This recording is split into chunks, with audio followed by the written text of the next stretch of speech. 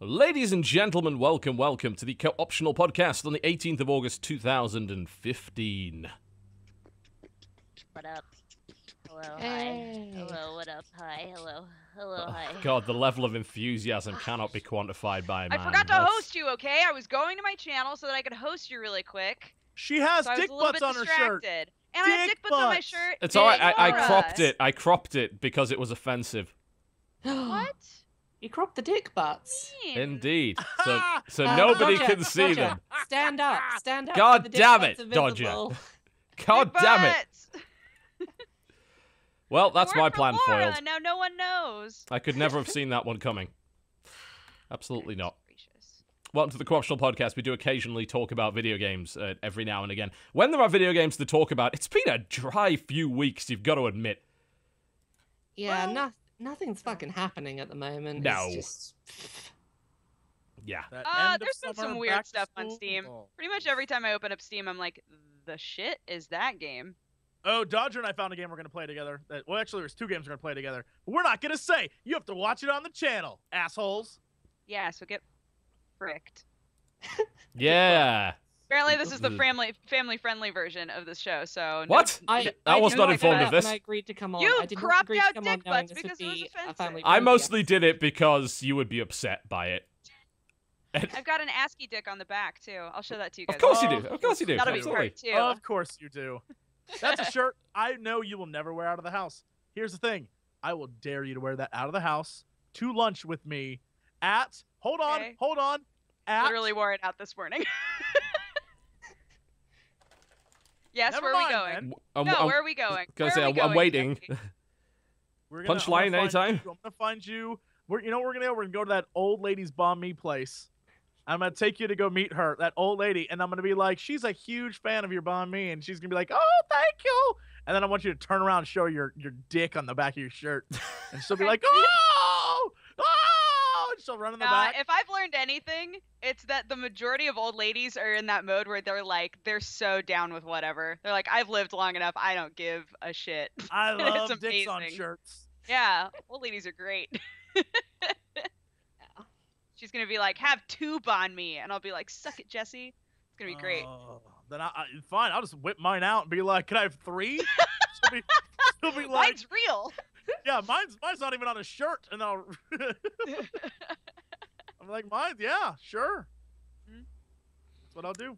Well, this is great. All the Spoiler, mic volume's that's- screwed up, which is great. So I'm just trying to fix that. It's like, yes, I did the sound check, and then everything went to hell, Good. which is lovely. There we go. I'm putting those microphones up a little bit. So do let me know in chat if this is a little bit closer to being right.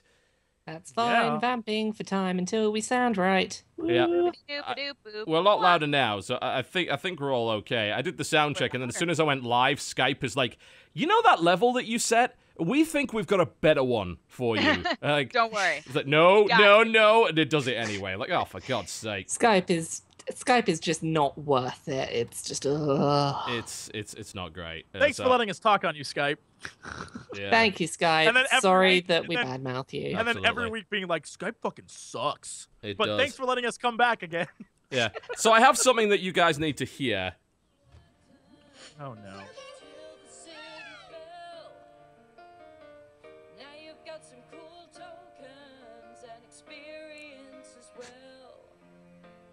Ooh, 'cause you're a winner, the winniest winner, the bestest winner. You push those buttons super well. Your monster's totally badass, and no one's gonna mess with you. Crystal City. Yeah, so there's an iOS game called Monsters Ate My Metropolis, which looks It's the something new like... pickpocket game. Yeah, Yeah. it has maybe some of the best music of anything ever.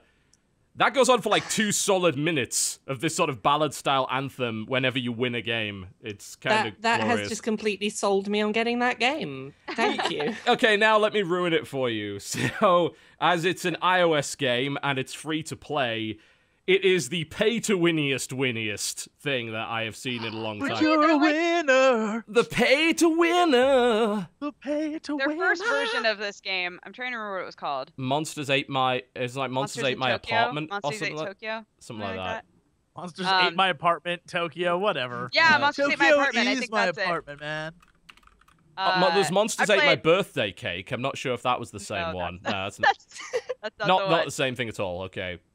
But their very first version of that game, I played so much, and it was like you can play it forever. You can play it literally as long as you want. There's no reason to have pay to win. It's just like how long can you keep this shit going?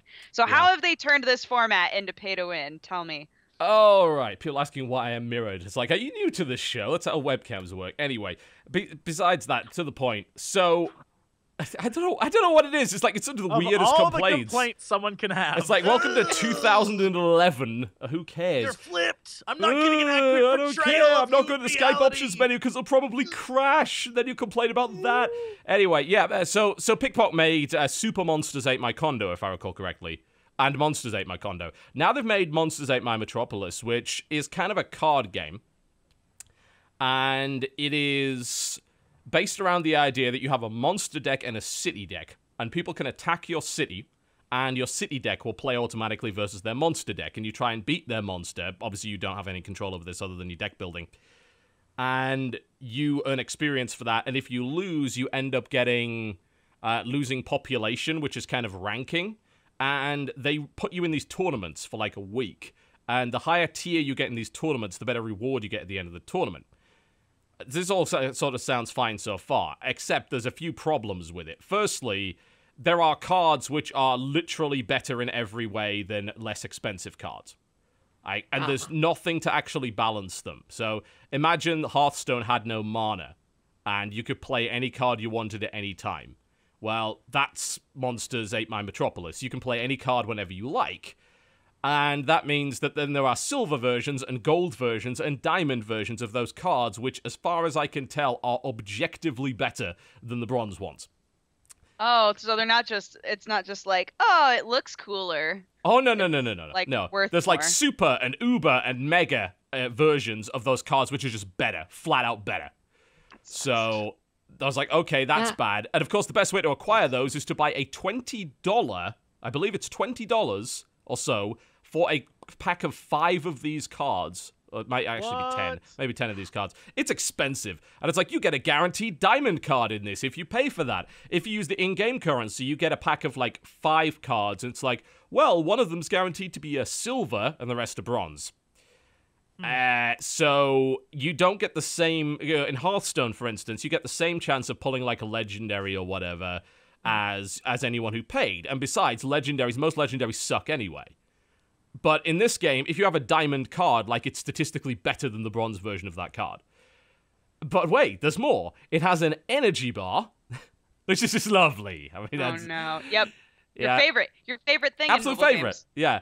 And the worst thing about that is, like, in order to do really well in the tournaments, it's not really about skill, it's about how much you play. So you have to use the entire energy bar, and then as soon as it's recharged, use it again and again and again, because the ranking's based on population, and the best way to gain population is attacking as much as possible. So people that buy extra energy are going to gain an advantage there. People that buy better cards are going to have an advantage there because they're going to win more often and lose less often with their city.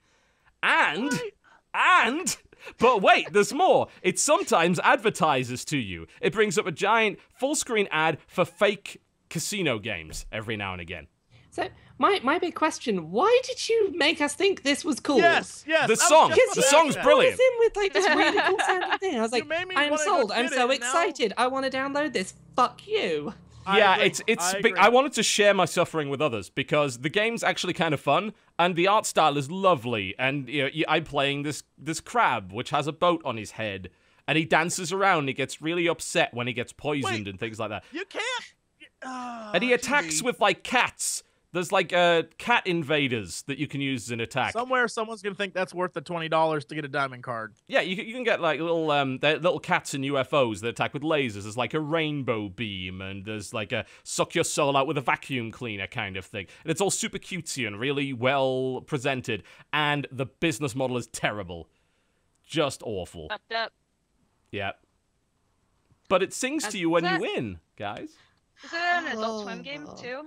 Yeah, it's published by Adult Swim, which is unusual because Adult Swim generally publishes stuff that doesn't have that really awful business model attached to it. So this is Yeah, kind of a everyone's bit of pretty a good about that. sore thumb for them, I think.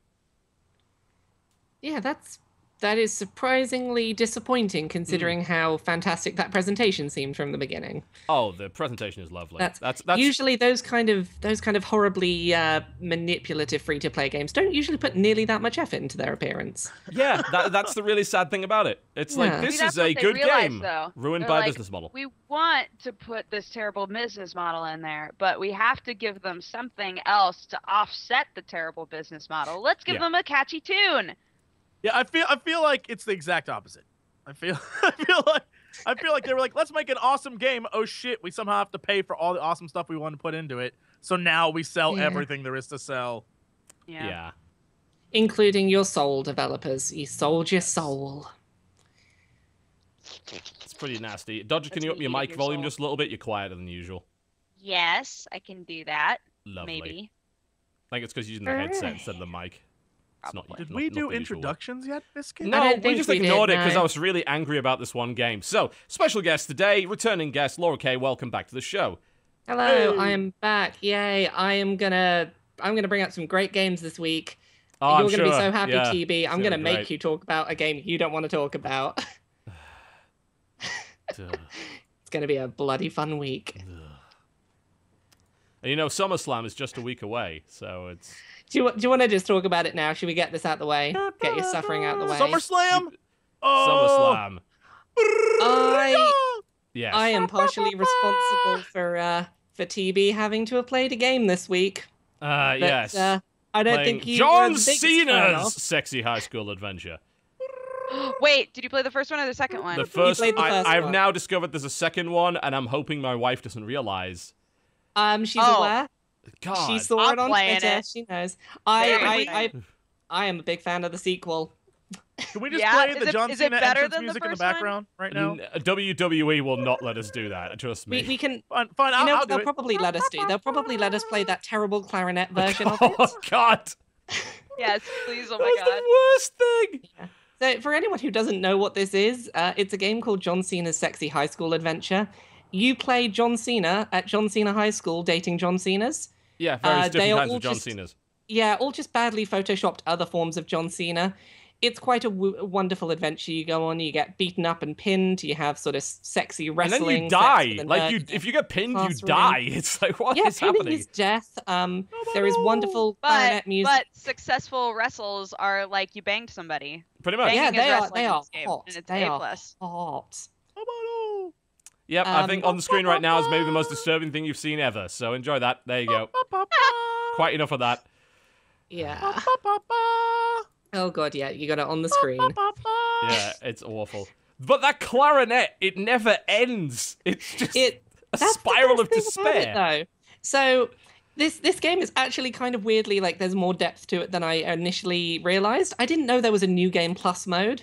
There is. When you yeah. complete it, There there is a new is, game yeah. plus. You can go on an adventure in some sewers to fight a big monster, Which is Brock this- Lesnar, by the way. which is Brock Lesnar. Of course. Of course. The sequel came out this week, and you have to travel through time rescuing all of the John Cenas from different time periods to stop a big. No. Oh my god. Yeah. Oh dear. Oh it's all no! about- Well, there's Fan Friday. Shit. Yeah, basically, you meet John Cena, who is basically Doc from Back to the Future, and he takes you back in time because the John Cena timeline is being erased, and you have to go to various points in time to find the various John Cenas in the timeline. Question. Yeah. Is there a Napoleon John Cena? There is unfortunately not. Oh, I want to see a little tiny John Cena with a the big tiny old John hat. Cena, me Right? too. Oh, Napoleon I John can tell Cena. you there is a caveman John Cena. Of course. There is Hitler John Cena. Of course. Of course. Naturally. There is future female John Cena. Yes, Of good. course. And- Yes. Basically, you have to just go through time, saving all the John Cenas from themselves, and discovering the mystery of what's happened to the John Wait, Cena John timeline. Cena has to save Hitler John Cena? He That has is to go so back. controversial. He has to go back and make a decision about whether to stop Hitler John Cena or not. There is genuine questions of like, is this the right thing to do? Will it have too many ramifications going into the future? do we try and save people from Hitler John Cena, or do we leave him to do his thing because we don't want to screw up time? Right. Can you It's- hire it's Randy him. Orton to come and take out Hitler John Cena? RKO on Cena! Oh, Hitler's down! RKO! RKO on Hitler! This is When all John- you know about wrestling, isn't it? That's the only thing you Randy know Orton- is RKO. Oh my! I Okay. haven't watched wrestling since like watched since back when the Undertaker had his like legion of Undertaker cronies, Oh, the and they would like come Ministry. up out Oh the my ground. God, those were the That good was old the days, though. shit. Yeah. Stone Cold, The Rock, that's my jam. back in Legion the of day. Hooded figures. I only know one thing about wrestling, and even apparently that is wrong, which is I know that it's the WWE belt, because you could Nope. use it No, feasibly it to isn't. hold up trousers. No, it's not. You're not allowed to You call could it that. Mr. You could McMahon use it to says hold no up belt. trousers. Could, So could you use it to a hold while up ago, trousers? there was a leak of stuff that he told that Mr. McMahon told the commentators not to say, and it's exhaustive. Like, and he gives reasons for every one of them, and it's not they're not allowed to call it the belt anymore. They have to call it the WWE whatever championship. So WWE World Heavyweight Championship, WWE Intercontinental Championship. They have to say that. They're not allowed to call it a belt on air because they will get fired if they do. Because Mr. Well- McMahon is getting increasingly insane the older he gets. Well, What here's the is- thing. You said that he gives reasons, though. Yeah. What's his reason? Do we Uh, know? I believe it His literally reason- came down to something like a belt's something you use to hold up trousers. You know, Well, it's the this is- WWE Championship. This is important. You can't call it a This- belt. Here's You the also can't call reason. it a strap either. This is He's where calling out Stone Cold. He's calling out Stone Cold. He's like, "Come get me, Stone Cold. Austin, you son of a bitch. I'm this- going to. I can't wait. I Is can't Steve wait. I Austin want them to still fight. in the WWE? No, Does he still wrestle? No, that's why. No, Yeah, he, that's what I he thought. broke his neck, so Yes. he's not really I want allowed the to two of them wrestle fight anymore. To the death. A real fight to the death on top of a building that ends. That's how WWE ends. Old Stone Cold versus old McMahon on the top of a building to the death. You That'd be laugh. the best way. You see, you laugh. You think this couldn't happen, but It'd this be has amazing. happened before. I know. Fights to the That's it. death, IRL, have happened in WWE. Fake fight. And I think it was in WCW actually, where one guy got thrown off the top of a skyscraper, but that never actually happened. Like it looked like he'd been thrown off the top of a skyscraper. If I recall correctly, they also did a monster truck sumo match on the top of a skyscraper as well. I don't. Yeah, it's just wrestling. It's weird. It's So wrestling. anyway, I argue the whole point that the WWE World Championship belt cannot be used to hold Belt. up trousers.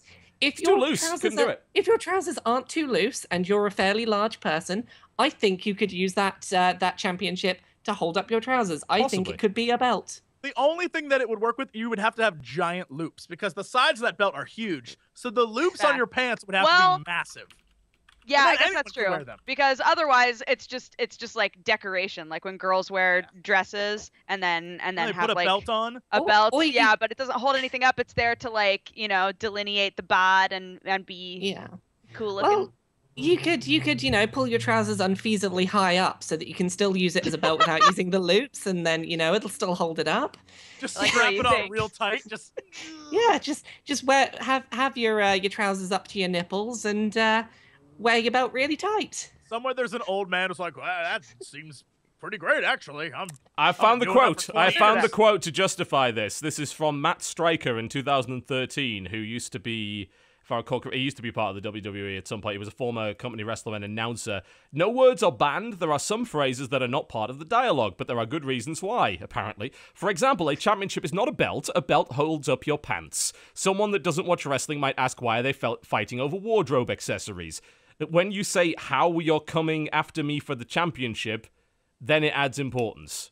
That's a really bad sentence, but Here's that the is thing: if quote for anyone's quote. if anyone's even seen the slightest bit of wrestling, they'll still know that you're fighting over a bit of wardrobe decoration. Absolutely. No matter what you call Without- it. I mean, for God's sake, not too long ago, the thing had a spinner in the middle of it, so you could spin the WWE logo in the center.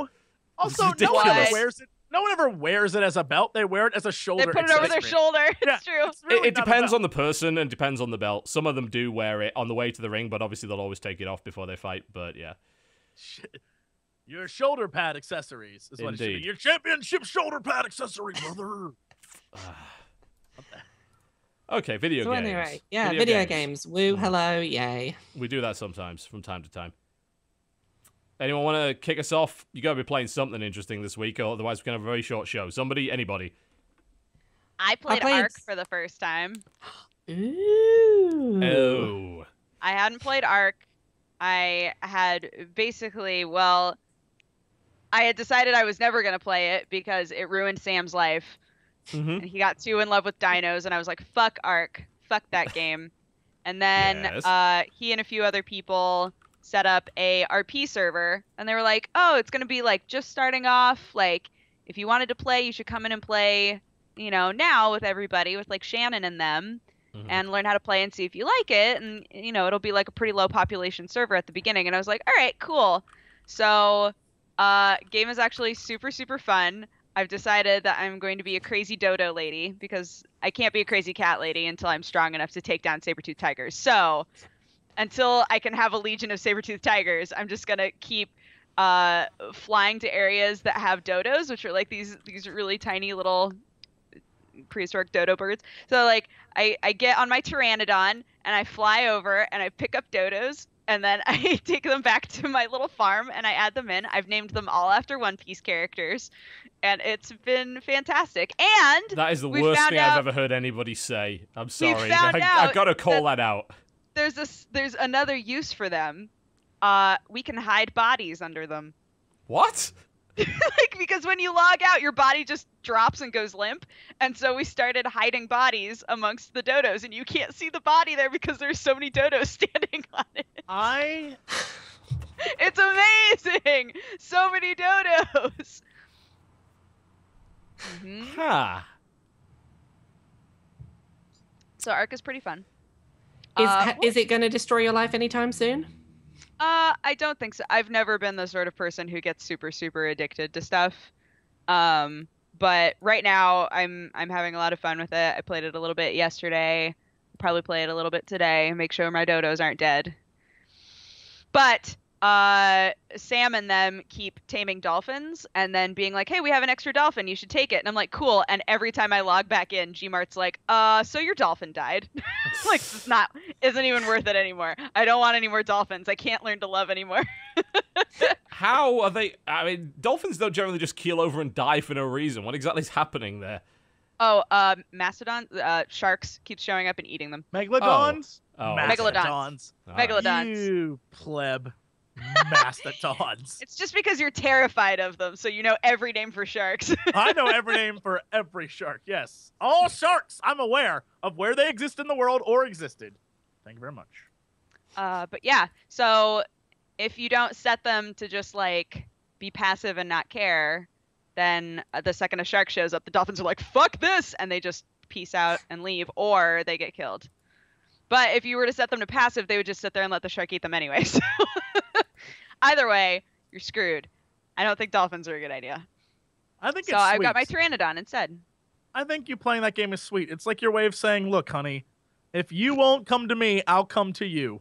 It's very sweet. It's how relationships work. Although Sam was like, "Do you want to join my tribe?" And I was like, "No, I've got dodos to I've got dodos to be keeping around. I can't breed them. Apparently, I can't breed them, which is really upsetting. They'll lay eggs, and I'm like, I need them to add in a way for me to hatch the eggs. Then I'll be content, and I can raise little baby dodos. But right now, all I can do is go and steal dodos from their other families like a criminal. Go steal dodos from their other families and bring them back to my farm and convince them I'm their real mom.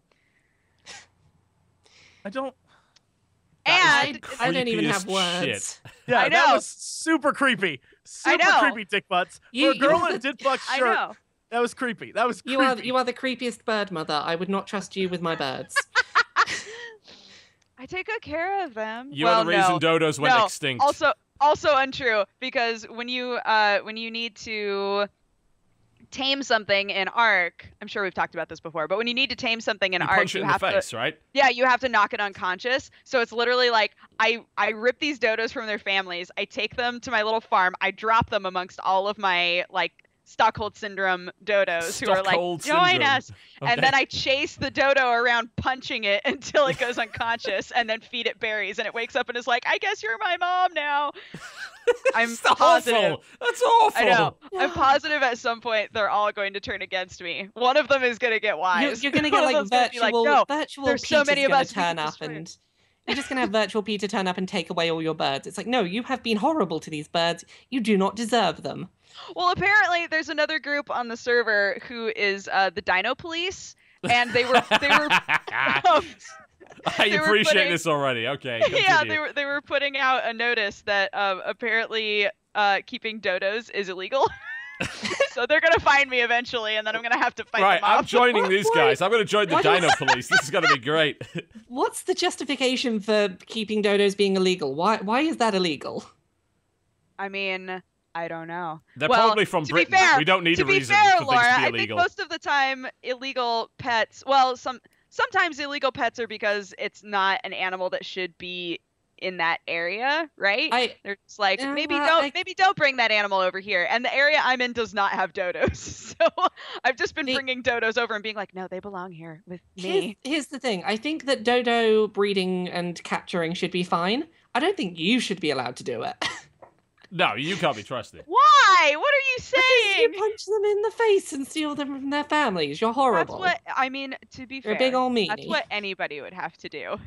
If they Anybody wanted would have the to, but dodos not to love everybody them. does. Exactly. You just because you have to do it to drain them, you could say like, "Oh, I have to punch them in the face to make them mine." Maybe I won't do that then. Yeah, I just See? some people have self-control, and then there's you. You're the kind of person that would bring want soil this into dodo. New Zealand. You know? A criminal, a complete international criminal. A criminal. I also found out that in that game you can just make signs and put them on your walls. So I put a sign on my wall that says "fuck off" with a heart. Fair. I'm just gonna make everybody upset with me. It's gonna be good. It's gonna be good. So Ark, been playing some of that. What have you guys been playing? I have been playing a game that I know TB's been playing. I don't know if Jesse or Dodger have played any of yet.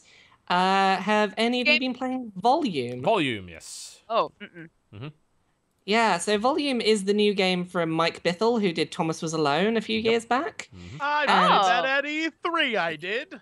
Yeah, this is his 3D stealth game that is, from my perspective, really mechanically strong and really narratively weak. That's, that's- exactly what I thought about it. Exactly. It's the exact opposite of what Thomas Was Alone was, because Yes. Thomas Was Alone was narrative over mechanics. Mhm. Like, it was a game that was, here's this really amazing, sweet, well-paced story with some, like, passable platforming mechanics to sort of, tide you through it. Mhm. This is a really, really strong 3D sort of isometric stealth action game. Yep. That I usually don't like that genre. I really enjoyed this start to finish mechanically. I thought that the plot was incredibly poorly paced and had huge plot holes, and I loved what they were doing with the lore, but there are huge, I'm going to use the forbidden word, there was ludonarrative dissonance abound. There was ludonarrative disco biscuits involved in this. Yeah, Absolutely. ludonarrative disco biscuits. I assume you noticed the same thing that I did, that the plot of this game is a little bit interesting. It's kind of a retelling of Robin Hood in a cyberpunk sort of setting. But YouTube retelling. Yeah, Like, but it's kind of like, a YouTube retelling, yeah, because what you're doing is you're streaming your virtual crimes so that the poor can then reenact your crimes and steal from the rich without hurting anybody. Yeah? Which sounds good in theory, until you realize that the optimal way to do most of the levels is to exploit the save point system. Yes. Basically, to be detected by the guards who have crossbows that instantly kill you, and run get through shot the checkpoint. as you're hitting the checkpoint. Exactly, get shot and then Yeah. respawn past the obstacle. Which, of course, were you someone acting this out in real life, would get you killed instantly. Which, here is the thing. That He's working kind for the rich of- people is what the story Yeah. is. It kind of fits with the plot, because there is that midpoint in the plot that is kind of, oh, yeah, the way the character has been doing this has been fucking a load of people over. Mhm. But it, like, that did feel, it feels really odd at the time when it's like, Yeah. the best way to go through with this is to obviously get caught, shot, and respawn, Yeah. which those people you're streaming for who are going to do these real life crimes cannot do. And that feels very weird for most of the narrative. and then there's no satisfying conclusion to what was a really interesting plot setup. Yeah. That sucks. It's what you pointed out earlier was interesting because if you compare it to what Mike actually said, I think it was an interview relatively recently when he was talking about Volume and he talked about the success of Thomas. And he said something on the lines of, I thought I'd made a really solid puzzle platformer with kind of nice narrative. It turned out I made a kind of nice puzzle platformer with really, really nice narrative. And he didn't seem to realize that this was the case until they put it out and everyone found that the narrative really resonated with them, but the puzzle platforming was like, this is okay, but the reason I'm playing it, and this is the reason I enjoyed it as well, because I don't like that genre, generally speaking. Yeah. I enjoyed Thomas because of the narrative. This time around, as you said, very mechanically strong stealth game. Like, there was a few holes I can poke in it, but not too many. But there's like 100 levels, which means the narrative is really, really spaced out. Like, there's levels where, there's several levels in a row where just nothing is said whatsoever. And that's not always a problem, but there are certain choke points in the narrative where you get like a cutscene, and then there's no narrative, and it feels really odd that there's no narrative. There is one particular one that you might know that's about 2/3 of the way through. I didn't get that far, but yeah. Okay, there is a point where the main character is basically told, hey, stop doing what you're doing for this really justifiable reason. And then there's 5 or 6 levels in which the character just does not acknowledge what has been said. It's like, oh, here's this big bombshell. I'm just not going to acknowledge that for like half an hour's worth of gameplay, which is really weird. It doesn't really work. I'd also say not to kind of rag on him too much, but let me just put it this way. Like, there's 3 major voice actors in the game, and then there's cameos from people like Jim Sterling. But the protagonist's voice actor is Charlie from Charlie Is So Cool Like, the YouTube channel.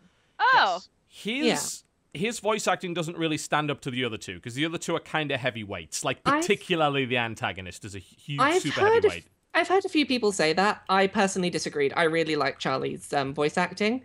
I've seen a lot of people who've disagreed with me, and that seems to be the popular opinion. I don't know. I thought his voice had sort of it had a nice charm to it. Having completed the narrative, it was the right kind of slightly posher than the average British voice that it needed to be for what they were trying to, for where they were trying to position that protagonist in society. I thought he fit. I never at any point was like, I never noticed that his voice stood out as not as strong as the others. So, to me, it was the contrast between him, Andy Serkis, and Danny Wallace. It's like, that is you're a bantamweight fighting in a heavyweight ring, you know?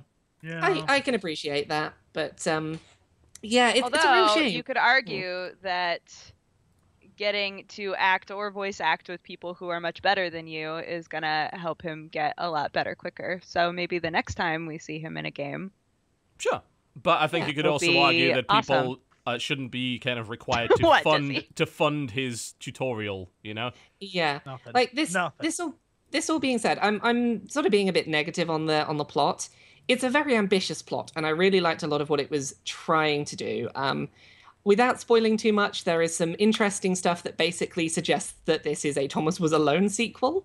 Some of those text logs are really amusing in how they sort of set up how Thomas Was Alone led into what is basically a corporatocracy of England. Yeah. And it's very interesting how that narrative led into the sort of the law that establishes like where this game started, even if it would be more interesting if we were playing through that bit of narrative, possibly. Yeah, possibly. I like, they were trying something very ambitious. Like, the main aim of the narrative seems to be, here is a sort of a man in a very privileged position in society trying to incite a revolution for people who are much worse off than him. Yes. From the safety of his VR setup. Oh, wait, when people try and do what I'm showing them how to do, they're having to pay consequences. Maybe I have a bit of a moral conundrum on my hands here. And that's a really interesting setup that just never gets fully explored properly. Yeah. So I'm from this conversation, as a person who hasn't touched it at all, I can't tell if you guys would recommend the game or not. Depends. Do you like stealth? Are you a person I'm who's bad into at stealth it, but games? I enjoy it. Yeah. That's where I'm from. I'm bad at it, but I don't dislike it. I really enjoyed this stealth game. It was very well paced. Like, over its 100 levels, every 10 levels or so, you get like a new gadget that's introduced, and it's like, hey, here's a safe space to explore this gadget. we'll give you some levels where it interacts with other things. We'll build it into your standard repertoire. Then we'll introduce a new gadget. It was very well paced in that regard. It was never too difficult. You could usually get through by brute forcing if you got stuck. And I enjoyed it the whole way through as someone that is not very good at stealth games. So I would recommend it mechanically, but don't go in expecting as cohesive or polished a narrative as Thomas Was Alone was. It's definitely a bit more of a spotty, inconsistent story.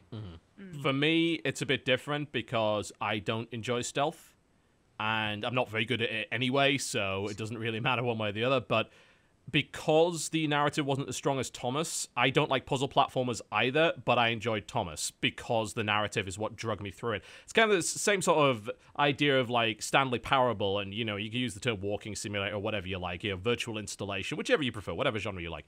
But Stanley Parable kind of stood out to me as like, I usually don't like this sort of very light gameplay, experience the story narrative kind of thing, but I really loved Stanley Parable.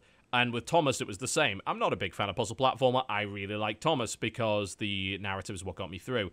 That could have worked with volume. It could have got me through this, but because the narrative was much more sparse and less sort of personable and kind of adorable and enchanting like Thomas was, it didn't keep me interested. But I can definitely appreciate the solid, tight mechanics. You know, it's obviously a good stealth game. Anyone can see that. Right. So yeah, volume. That's kind of interesting. It's not bad. You know, it's certainly it's a big jump from his first game, which was a bunch of colored blocks having feelings. Yeah, I was impressed at how polished this was. I was also impressed at the length. I did not expect it to take me 11 hours to get through the core levels. Not to mention, it's got a level editor. And there's already levels online for it, so... That level editor is really robust, and there's already some very nice community levels going up, so... Oh, yeah. There's a lot of content in there if you enjoy it. Yes. Yeah. It's a good value proposition for people that like pure stealth. You know, it's not stealth action. I like stealth action. Mostly because it rewards me for being bad at stealth. It's like, I'm going to sneak. I'm pretending I'm a super sneaky ninja. Oh, damn it. I maybe alerted a guard. It's okay. I have magic, or I stab them in the face or whatever. You know, that's stealth action to me. That's why I like stealth action a bit more. Okay, yeah. Because I'm bad, basically. Stealth action caters to the fact that I suck at stealth. So that's nice. Yeah, hopping off from there, can I do a follow-up on Swindle? Yes, because by all means. I wound up playing way more of that game. I was like, I'm gonna revisit this. I'm gonna try to like get further than I did originally. I think you did get further than me, actually. How many levels did you get in on that? I got to New Belgravia. I got like 3 zones. Oh yeah, I'm there as well. So you're about the same place I am. I've been playing a lot of that game. I've been restarting a ton. So I've gotten to the point. I've gotten to the point now where, if my first dude has died within the first zone at all, I just restart. Yeah, because you lose the experience. You lose the experience and the money, and it just like it's not like when you're under that time constraint. I'm like, no, if I can't nail this first zone, like if I can't get through the slums without dying, then I don't deserve to keep moving on. Like that's kind of how I feel, and it keeps you from getting those since the game ramps up in difficulty, whether or not you're able to ramp with it or not. You know, it behooves you to just sort of assess, like, am I getting abilities quick enough? Am I getting enough money quick enough?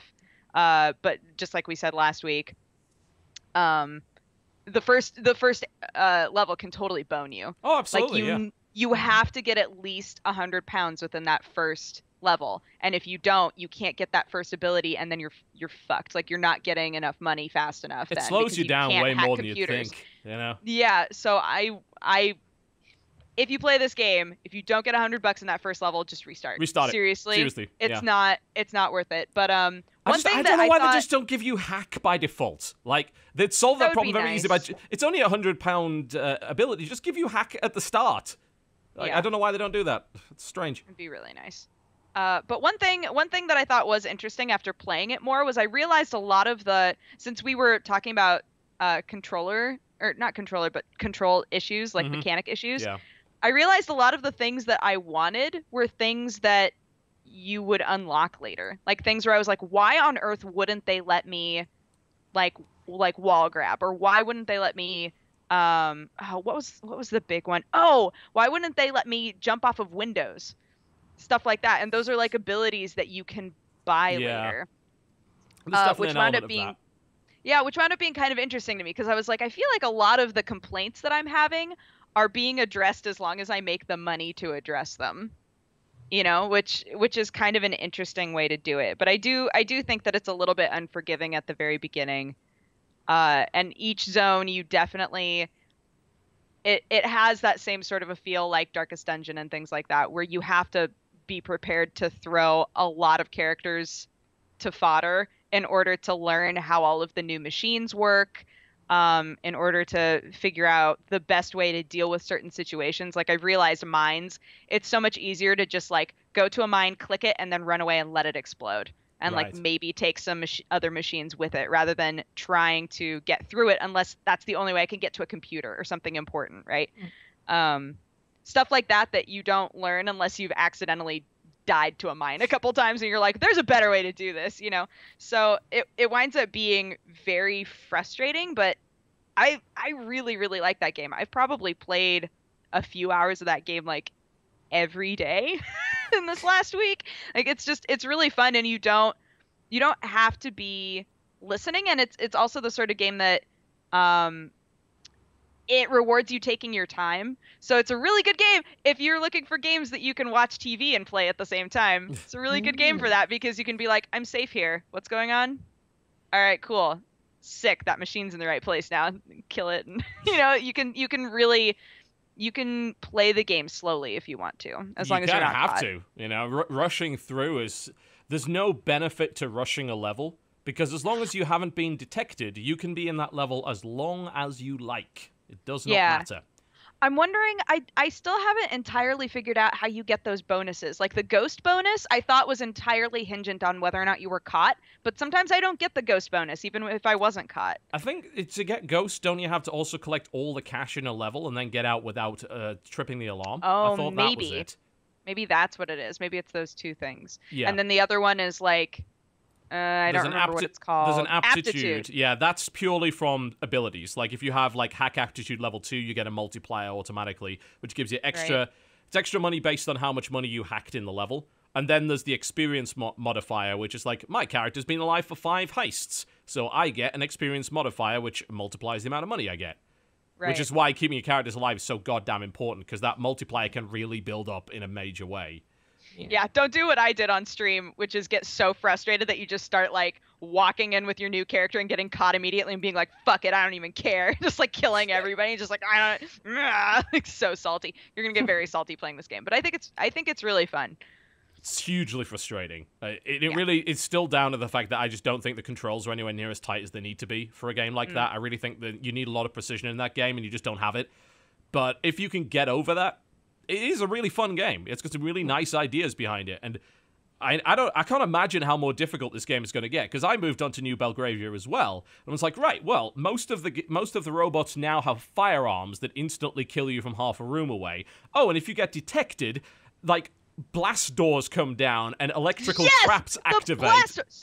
The blast doors are the fucking worst. I'm like, no, because before, kind of like what Laura was saying with volume. Like before, if you got caught and you were like, there's just one room left, you could just kind of like beast mode through and just like kill everything, you know, hack the computer and then get out of there. But now it's like, I might get trapped, or like I might spend all this time trying to get to this zone and then realize that the blast doors are closed and then the police are here and I'm fucked. You know, but I was thinking the same thing. I was like, how much harder does this fucking game get? Like how many more ludicrously, from what I can tell, how many more things can they incorporate to just make you want to die? And that's why I'm not playing that particular stealth game, because I'm no good at them. Fucking difficult. It's fun. The art style is super cool. Yeah, I'll give them that. To be fair. I love the music as well. That's absolutely fantastic heist music. It's lovely. But yeah, that game is definitely flawed, but if you're willing to persist with it, it's a good time. What else have we been playing this week? Jesse hasn't talked about a game yet, I don't think, have you? No, he has not. He has not. Jesse, tell us about a game. I don't know. I don't know what I've been playing this week. What did you play? What did you play? I played a bunch of games. I mean, Uh-huh. I don't know. Yes. They're all videos on my channel though, so I don't. What the fuck am I gonna be like? Yeah, hey, but go like watch my none of us videos. There, watches done. your channel, so come on. Yeah, but I'm not interested in explaining to you what I played. Oh, I don't well, want to tell la-di-da. you what I played this week. I'm not watching 3 hours of your chat, fucking Let's Play to get viewers, some information. Come on. Viewers, go watch my channel. There No, you go, don't done. do that. Demand Go watch that my he tells channel. us about it now. I played one game that turned out to be very weird. It was a game called Untitled. Oh, that you did that on Greenlight, Oh. didn't you? Yes. That is legitimately like, it starts out as a indie PT-ish psychological horror game, and as you go through, progressively gets scarier and scarier until you get the ending, which is like, what just happened? And I don't even want to spoil it, because I would say go play it so that you two can be like, wait, what? just literally Wait, at the what end, just you're like, happened though? wait, what? And it's one of those things where when you hit the end and you're like, hold on, what? And it's a real sort of like, wait, what did I just do? And then I played Party Hard, which is a game that I'm still playing it. I kind of love it. It is the easiest concept in the world. You are a man who is tired of his fucking neighbors partying, so you go and murder all of them. And Oh, So- okay. That sounds amazing. I am so are- excited. so basically, there's multiple levels of parties, and you have to kill everyone at the party without being detected by the police or by other people at the party, or you just can't be spotted.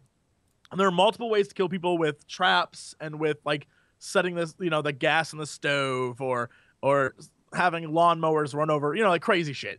And so the Oh, entire like time is there's like 50 people at the party. You need to kill all. Why 50 is there people a without being horse?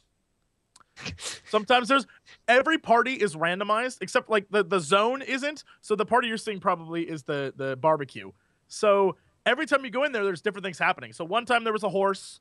One time there was a Walter White drug deal going down. And I discovered two things about that. One, you can try and kill those guys, but if you wait, eventually the SWAT shows up and busts them all for you, because there's two big buff security guards with Walter White. And so in order to, I thought you had to kill those guys, but if you miss one, then you have this giant ass fucking security guard walking around, and if you try to kill him, he'll just punch you in the face and knock you out. So I'm like, what do I do? So eventually, security guards, or the SWAT team just showed up and busted the drug deal, and I was like, yay! But why a horse though? I asked the same question. Why Look, is there a horse? There's a dude walking around at that party who looks suspiciously like Danny Sexbang that I kept trying to kill. And he would run away from me. I'm like, get back here, Sexbang! It's a very silly, over the top, borderline offensive game, and it is a lot of fun. It's super stressful. Because the objective is to not get caught. And so you have to be slow and methodical. And if you aren't, some asshole's gonna walk in on you murdering someone and be like, oh! And once they One call the cops, asshole. What a dick.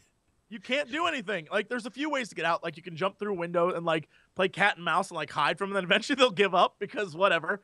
But then a dude who looks like Mario shows up and closes off that escape hatch, so you can only use it once. Yes. What? So you can only use the escape hatch once. So basically, sometimes you have a one, all right, I get a second chance to not screw up. But it is, eventually you go to boats. There's top of building parties. There's all these different parties you go to. And each one, it becomes progressively harder to hide your kills. And so you have to be very careful about how you do it. It is definitely a silly, silly game. I'm convinced was created to be streamed. I'm convinced of it. It's a game that was created to be I streamed. think that's a genre now. Oh, yeah. it is. Um, Yeah. I think Stream that's games. more than one. I think that's more than one genre. I think Yeah, there it are a few. is. There's the one. I mean, Choice Chamber is maybe the biggest example of something that was obviously created to be streamed because it was literally funded by Twitch. They made a game that's like, this is a kind of platformer thingy where the viewers can screw with what I'm doing on purpose. And then there were the ones that ended up being accidental streaming games like Drawful and Fibbage. And then, of course, they brought out Quiplash, which was like, oh, yeah, there's a streaming audience for this. We should maybe make it so that that's incorporated into the game in some way, which they then did with the voting system and a couple of options. It's like you can increase the delay in order to make it work better on streams and so on and so forth. But yeah, I mean, some games are being designed in some way to Feels be like more it. appealing to streaming now, which Definitely makes feels sense. like the way they've designed that game. It feels like it was like one of those games that would be a great stream game. And if you're wondering it looks again what the fun. plot is legitimately like there's a detective at the beginning who's just like, tell us about the story again of the like you were the lead detective on the party hard killings, and the guy's like, all he wanted was some peace and quiet.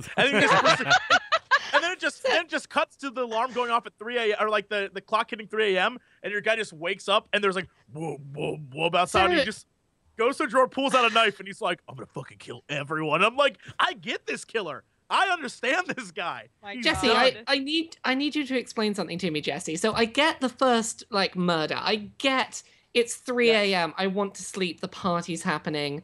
I'm gonna kill everyone at the party. That I get. Presumably at that point, the house next to him is pretty quiet. How are these other parties disturbing him? I want to let you know, all you need to know is that there's one amazing scene where they cut to him with the mask on, and the way the blood is smeared across the mask, he looks like one of the members of Gem and the Holograms. That's all you need to know. The man is too fabulous. He's too fabulous not to fucking kill. That's all I'm saying. He's so fabulous, people need to die. Okay, that is an acceptable justification. He's too fabulous not to kill people. Thank you. Right? You have answered all of my That's all I'm questions. saying. Good We got shit. a little bit of the old ultra-violence going on there. Oh, dear. Okay. Well then. That game sounds amazing. Sounds a hell I of a lot wanna better play than that game Hatred. now. It's like, at least he kind of had a Oh. justifiable reason.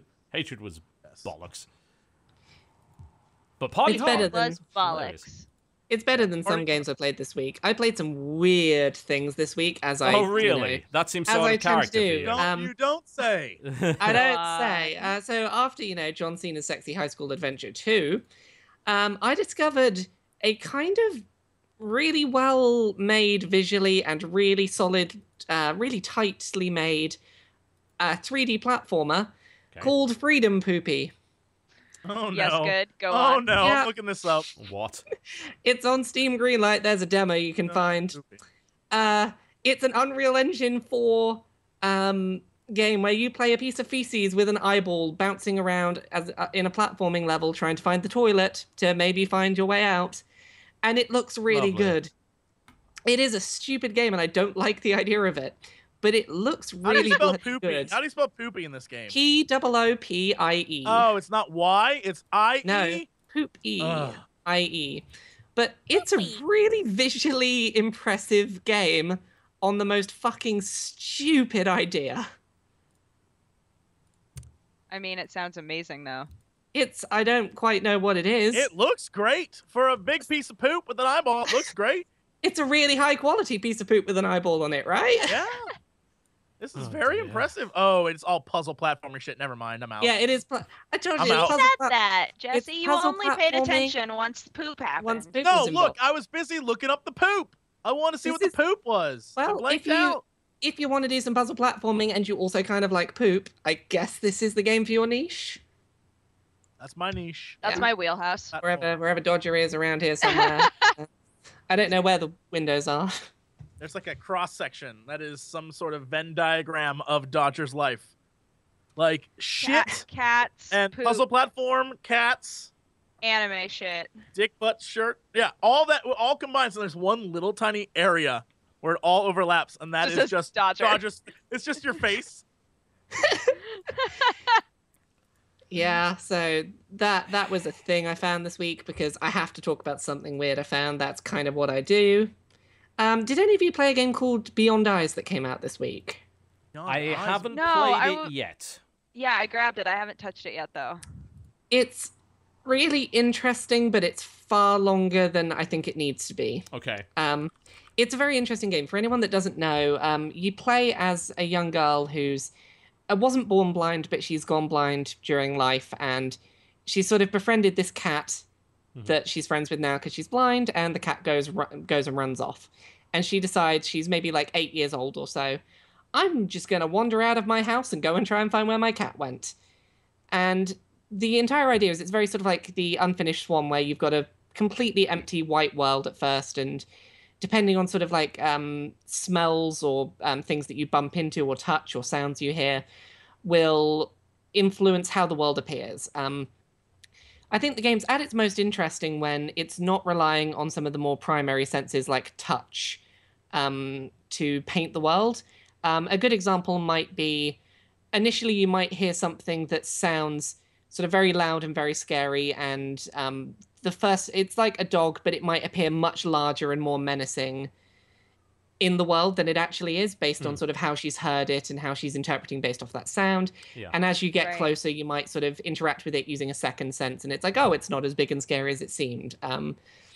Those are the times when this game's really interesting. It's a very sort of slow-paced, relaxed game.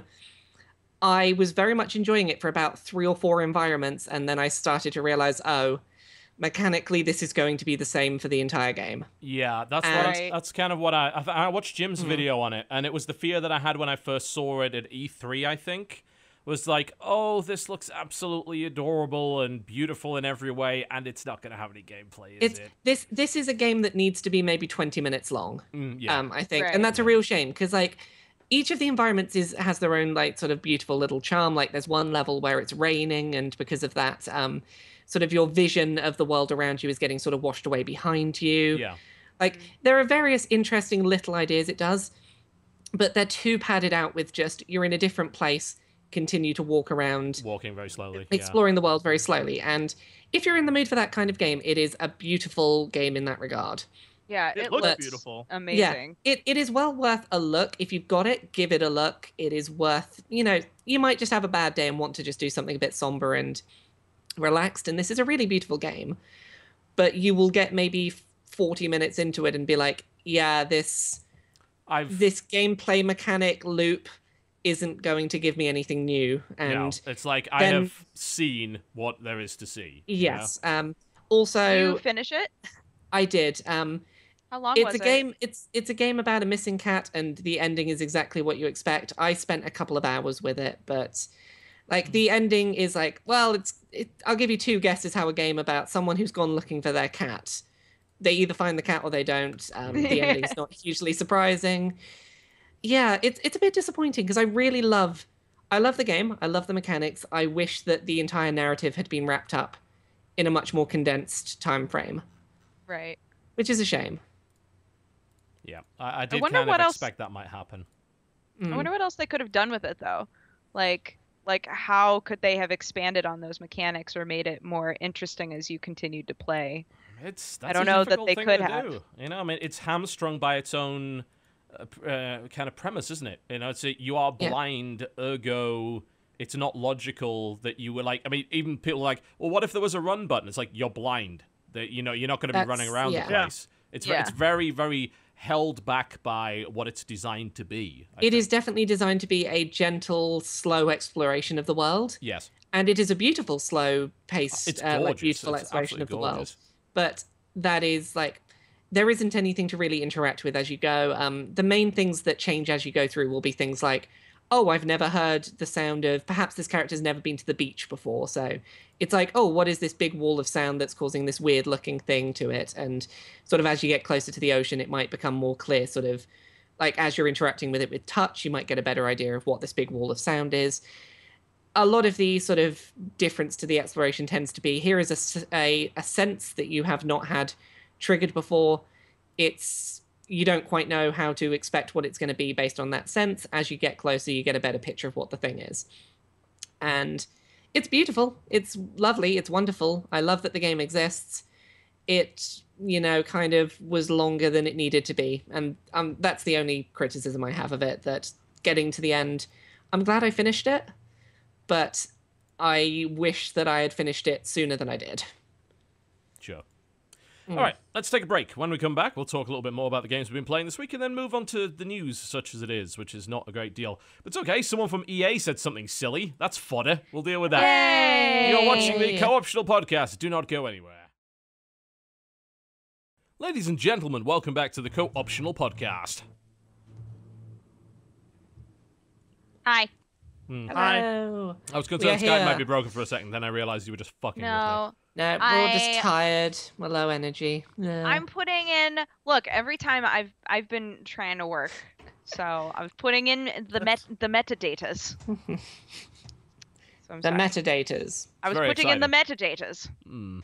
I have been going through my work experience intern's work that he has to edit for tomorrow because he is being an unpaid intern. So I'm making him do things. Sweet, sweet interns. Yay! Make me a coffee. Oh God. I played the Cat Machine. Of course you did.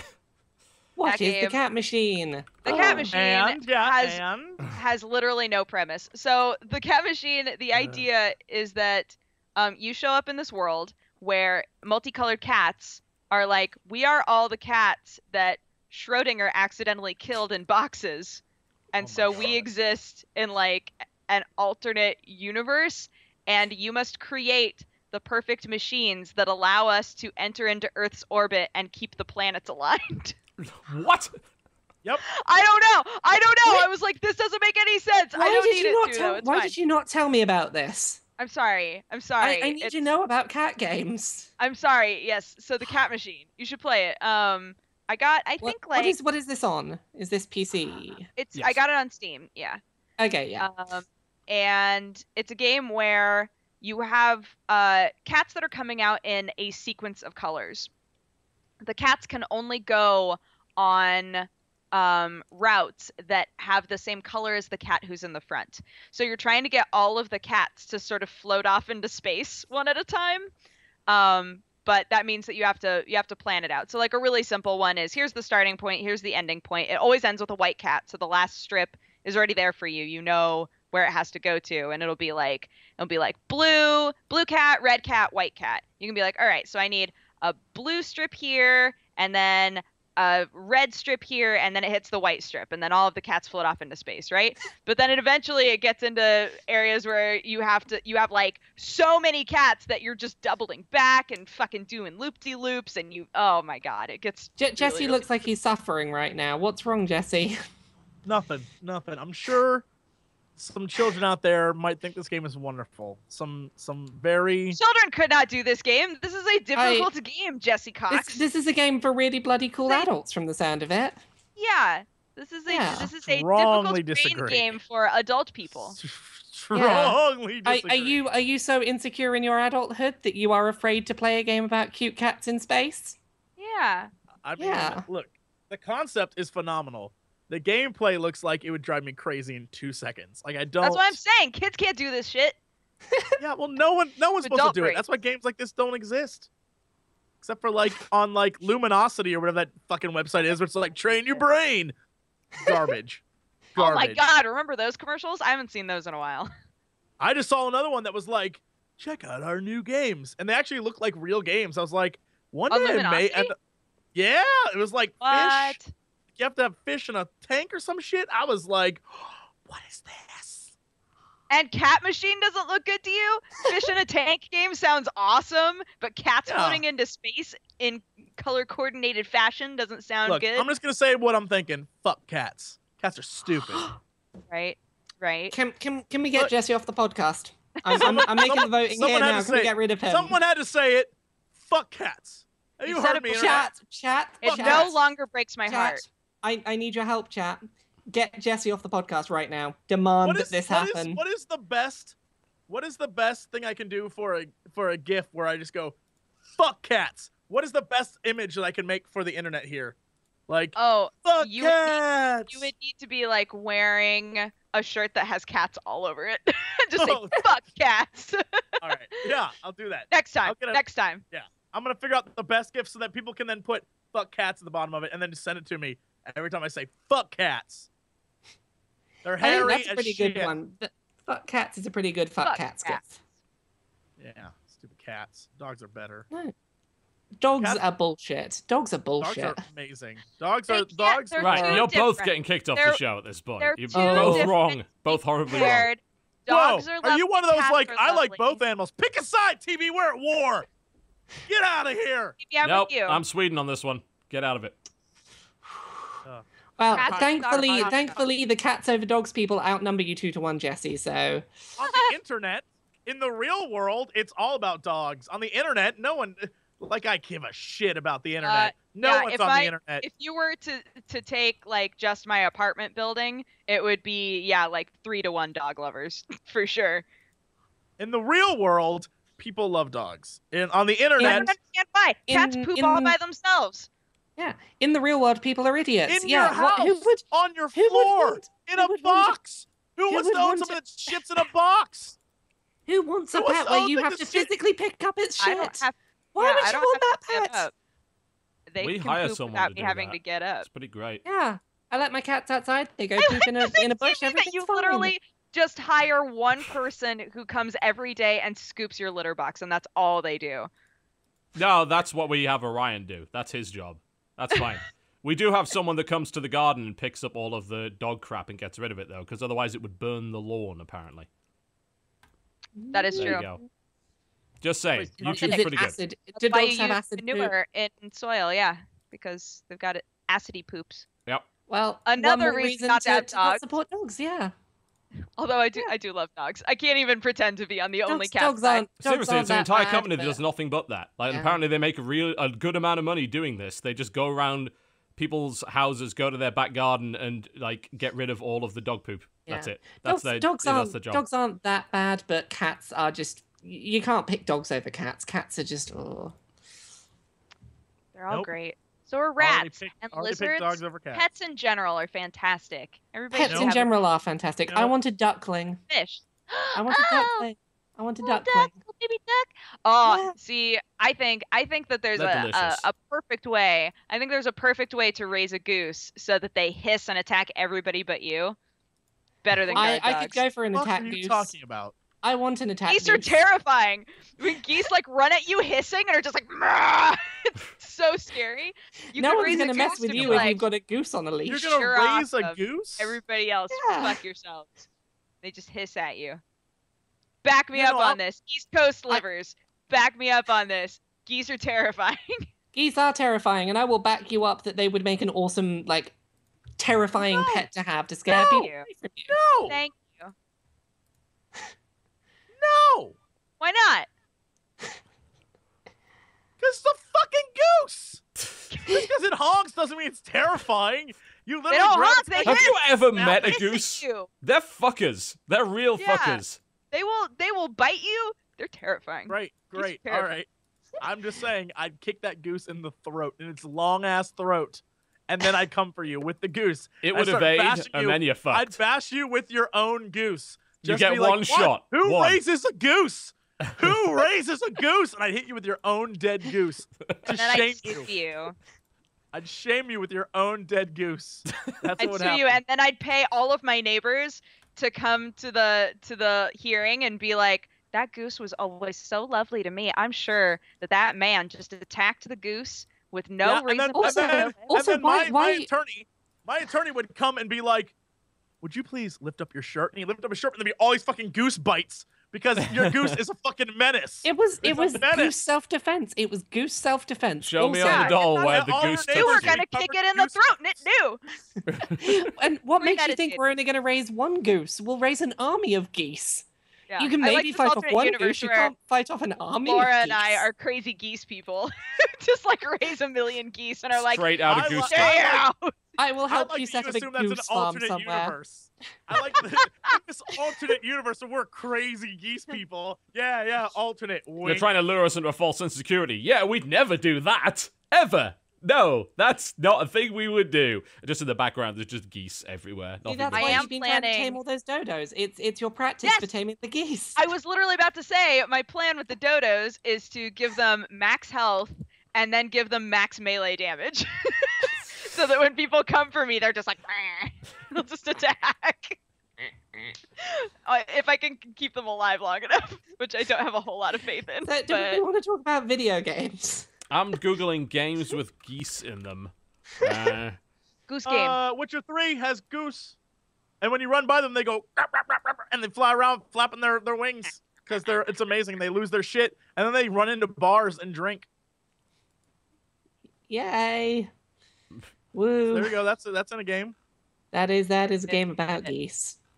It's a There's a game board game about geese. geese called The Game of Goose, which was, I'm looking at the brief history of it. It's been around for a while, circa 3000 BC. The Discus of Phaestus and the Siege of Troy, apparently. So yes, The Yep. Game of Goose has been around since then. Since ancient times, people have known that geese are a mighty noble animal, Indeed. and we shall harness Since them ancient for our times, own we have known purpose. they're a bunch of fuckers. Yep, if evil, only evil we know things. how to train them right, we will punch them in the face and feed them berries, and we will train them to be ours. I mean, that was And we'll basically have the our We have plot to of steal them Jurassic from their World. original families first, so that they Yeah, have steal them from their nothing to original grasp families. to take them back to their old life, and then Yeah. they'll completely accept us. Oh dear. All right, so back onto video games before this gets What's too a out of game hand. you've been playing, TB, aside from Mobile Monster Mobile Cash Grab? disappointment. Yeah. And Yeah. John Cena's sexy high school adventure, of course. Yeah, that's the problem, really. I haven't had a huge amount of opportunity to play that much. There was a couple of things today that I wanted to try playing, like Zombie, for instance, which yeah. is... Yeah, that's the port of Zombie U from a few years ago, but on PC without any of the interesting gamepad stuff and without the multiplayer. I mean... Have you had a chance to try it? I have. It's a bloody clunky game, isn't it? That's... It's- Well, yeah. It's a game that was already bloody clunky, but had one interesting mechanic, which was how it used the gamepad. Pad, and now it doesn't And have that. the interesting thing it doesn't have anymore. Yes. 'Cause- yeah. It's a zombie survival permadeath thingy that's in single player, and you're in England, so there are zombie beef eaters, which is hilarious, and a cricket bat is a melee weapon, which is hilarious. I've heard they've done a little bit more to it, because if I recall correctly, the first one only had like one melee weapon, but this one seems to have a bunch more, and it's really it's slow and it's strange. It's Yeah. really odd. Like it's like, hey, pick up. You're being kind of lectured by this guy. It's like, hey, yeah, get the bug out bag. I'm like, okay, I got the bug out bag. What's in the bug out bag? Now you have wrist mounted radar. I'm like, I fucking what? It's like, yeah, you have zombie radar now. It's like, how do I have this thing? And there's a scanner. And the scanner lets you. Oh my like, god, it's like Dragon Ball Z all over again. could scan no, an it's fine. entire We can room. find these big rocks with this scanner. Yeah, you What could the scan an fuck? entire room and it will tell you which of the zombies has loot on it and which isn't. It can tell if a door is locked or unlocked just by scanning it. I'm like, what the fuck is going on? Yeah, This is really weird. It's a kind of bullshit game anyway, and like the only thing I found, like I picked it up when the Wii U first came out, the Yeah. original Zombie U, It's a and launch title, yeah. yeah, and it was interesting because of its gamepad mechanic, which was basically anytime you are looting a corpse or trying to hack a door or doing going through your inventory and switching out your items, you had to look down at the gamepad, and the Yes. game did not pause. No. And the whole idea was keep an eye on two screens at once. There might be something trying to come and kill you. If you spend too long trying to deal with these things you need to do on the touchscreen, you might get killed. Yeah. If I And recall that correctly, there was tension also a was multiplayer interesting. mode where like one guy kind of could command the zombies using the gamepad. Yeah, one person could like drop on the map where they wanted the zombies to turn up. It Yeah. wasn't great, but It was interesting enough, you know. It was a neat little idea. it wasn't bad. It was an interesting concept. Everything that was interesting about it is gone in this version. It's just kind of a weird, slow, subpar zombie permadeath thing in London. That came out 3 years too late. I mean, that Yeah. game was initially released on November 2012 on the Wii U, so it's a little bit weird that it's now making its way over. Yeah, I mean, so far I'm not hugely impressed by it. I've also got to admit, if any of you suffer simulation sickness like I do, that game will give you plenty. It has a very, very God, narrow yes. field of view, and it's like it has an FOV option. It's like plus 10%. That's as high as it goes. I'm like, you fucking what? I was talking to Force earlier, who's been on the show a couple of times, and he's like, yeah, I'm not usually really affected by that, but I had to pull my chair all the way back, like, and play with a gamepad, because if I looked at it like a normal monitor, it just made me feel sick. So, yeah, that's great. That's lovely. $20, and it makes me motion sick, so I imagine it'll make quite a few other people motion sick as well, so that wasn't exactly brilliant. It does run really well, but then again, it's a 2012 Wii U game. It's bloody well better. Outside of that, I tried a little bit of... How do you pronounce this correctly? Because if you read it off... If you read it off, you'd probably just say, oh, it's Junta. Isn't it Hunter? A military hunter? Hunter? Yeah. Yes. It's called Sim Hunter. And Okay. you are playing a dictator, and it's kind of a statistics management sort of game where you're tweaking various things like, I want to increase allowances, decrease allowances, I wish to execute my chief of police, and so on and so forth. And then little events happen, you're trying to keep control of your country, the dictatorship of Rizuania, or something along those lines, and also siphon off money to your Swiss bank account. I mean, it seems interesting enough, but the weird thing about that game is that on almost every screen, it's a different resolution. Really weird. So I load the thing, and it's like, okay, right, fine, looks normal. There's no option to change the resolution. I load into the game. Suddenly, the game is in the top left of the screen. And there's a huge amount of kind of black bars. And then when I go to complete the month, it goes 4x3 and shows you kind of this little thing that's happening. And then it goes back into the game and it's back up here for some reason. I don't know what is going on. It's really, really weird. I think it would actually make it almost impossible to film properly because I'm pretty sure it keeps changing resolution on me randomly, which is kind of annoying because it seems fairly interesting. You know, that's the kind of thing that I like to play around with for a few hours. Just, I'm going to tweak stats and this stuff's going to happen. And I like the theme in particular. I mean, I love Tropico for that very reason, even if Tropico's not that great of a kind of management city builder. But yeah, it looks kind of okay, and it's cheap. It's like $5, but it's some really weird tech problems with that game. Not sure what's going on with it. So there was that. That is not so good. Yep. I'll tell you what I won't be playing. Final Fantasy Type 0, which just came out on Steam. Yeah, that game's locked at 30, which kind of doesn't surprise many people, I don't think, because that was initially a port from like the PSP or something like that. Then they ported it to PS4, now they ported it to PC. Yeah, if you were hoping a Japanese developer would suddenly not lock the game's logic to its frame rate, then that's not going to happen. It's got some other problems as well. Yeah, a lot of people are like, oh, this game runs like shit as well. Like, they can't even get 30. There's no graphics options. Like, you can basically pick 720p and 1080p, and that's it. So the controls are apparently rubbish. It's a bad port, unfortunately. And it really looks like a PSP game. I saw some of the texture work and I'm like, wow, that looks ancient. So yeah, I suppose there's only so much polishing you can do on a game like that. Doesn't look good. Does not look good. So I'll be avoiding that one. Outside that, I'll be mostly playing Dota, the premier multiplayer misery simulator. Dota. I guess so. I get so angry at that game, but it's like, it's worth it. It's worth it for the good times, you know? You can get a Chocobo if you pre-order Type 0. Screw that. I know a lot of people actually did it just to get that item. Chocobo in Dota. Yeah, you He get a Chocobo does want a courier. Chocobo. The only reason that game's even worth having. But yes, I played some solo ranked queue. I had some miserable games. I had some great games. I had people shouting at me. I resisted shouting at them. I refuse to engage in that because once you start arguing in that game, it never ends. It's just, it becomes, the team falls to pieces. Like, it's like watching the collapse of a society in real time when your team loses its morale and starts blaming each other, and then everything falls apart. Because, like, this guy gets killed because he's too busy angrily typing at you, and so this guy comes up behind him and just whacks him one, and then you argue with him because he did that, and then he's like, no, it was your fault. I wouldn't have done that if you weren't so shit, and you didn't, like, you placed the ward in slightly the wrong place 20 minutes ago, which is why we're losing, you fuck. And then people from Peru come in, and we don't understand what they're saying, but we're sure they're angry anyway. This sounds like a fun video game that I should play and would have a happy, fun time playing. Oh, yeah, and absolutely. It's worth playing. That's a great game. Why would you not Sounds like a play great game Dota? to play. It's a wonderful social experience, is what that is.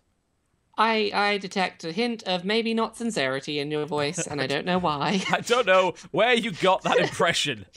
Why would I even think that with you? I think most people, when it comes to Dota and League of Legends, are in a very strange, abusive relationship with that game, where it's like, when that game is good, it's the best thing ever. When that game is bad, it's fucking misery in every way. What percentage of the time is it fucking misery? 95. that too. Good 90, solid 5%, I think. You know. Really? TB, you need to stop. But the 5%? We had this you could- wonderful comeback where we all came together as a team. You could spend that 5% playing, no, that 95%, you could spend it playing interesting small little games and find something that's just as good as Dota. And you'd have all this time to play other But things. you don't understand the sheer joy explosion that comes from destroying the other team after you've been beaten into the ground for 45 straight minutes. It's a real thing. You come together and you feel like you've really learned something about humanity and your teammates by the end of it. If you didn't play Dota, instead of having that 95% awful, terrible time, you could be playing lovely new games like Sonic Dreams Collection. No for pain, no example. gain. Damn it. Oh my god, that game. That thing. Has it been talked have- about on the podcast yet? No, it has I not. I have spent so much time in that deep, weird part of YouTube just watching videos of people playing that game. Nope. And it's like, It's YouTube oh my bait, God. that game, isn't it? It's completely YouTube Every bait. single I video, I'm think like, there's- more. I think there is more to it than just YouTube bait, because on the surface, like, it is total YouTube bait. For anyone who doesn't know, it's called Sonic Dreams Oh, Collection. you It's- played it. Okay, Yeah, right. I I'll put a did video of play you some of then. it, Okay, yeah. there we go. Bias. Oh, hooray! Yeah, it's for like it's basically four fake Dreamcast games from the mid to late 90s that someone's bundled together to be like, yeah, this is games we found that were on the Honest. Dreamcast. We've leaked Yeah. them honestly, and it starts off as it starts off fairly normal and gets very, very weird and creepy very fast. I was going to say, I on the skipped to 9 surface- minutes into your video and it's Yeah. already very weird and creepy. Yeah, on the surface, it is definitely YouTube bait. It is like, oh, this starts off really normal. Oh no, now it's gone a bit. Don't hug me, I'm scared.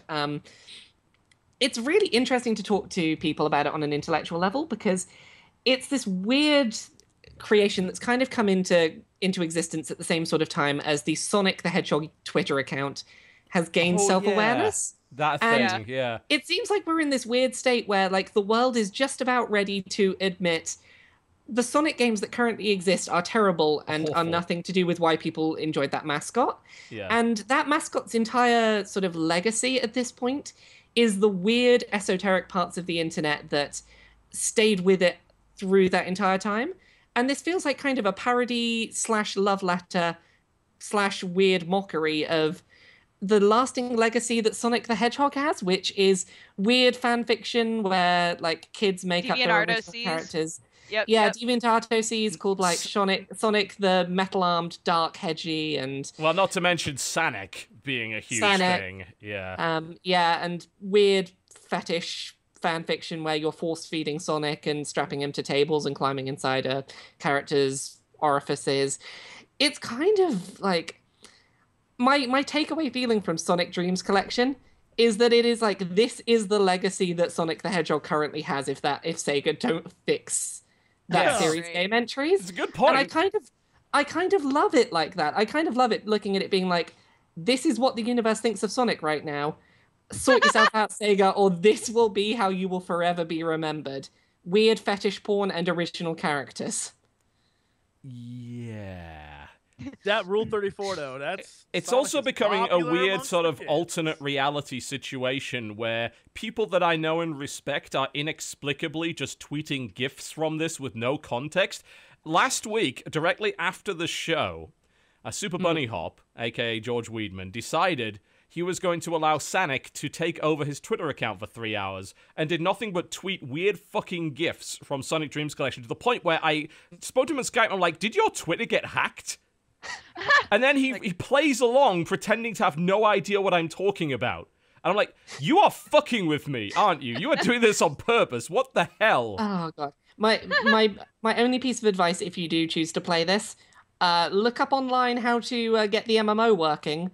Because my god, I played through the MMO at the end of this, and I'm pretty sure I may have caused the end of the world to a timer for the end of the world to start. I think I performed some kind of satanic ritual. I'm not entirely It's sure an what I Oculus did game, in right? there.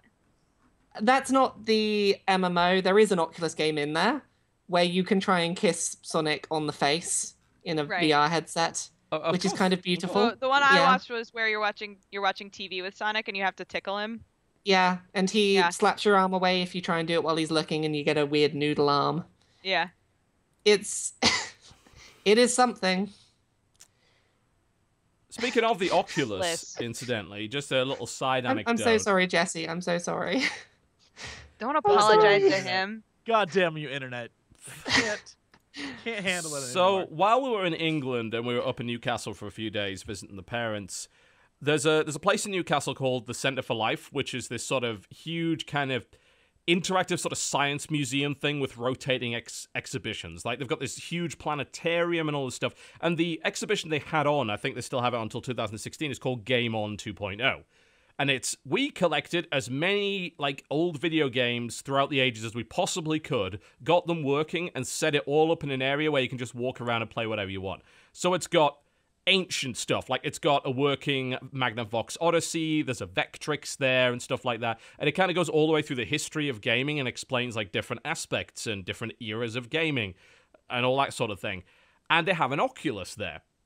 So I thought, what a great idea. Why don't I force my parents, who were there with me, because we were taking Orion there to see it, basically. No. Why don't I force them to wear the Oculus?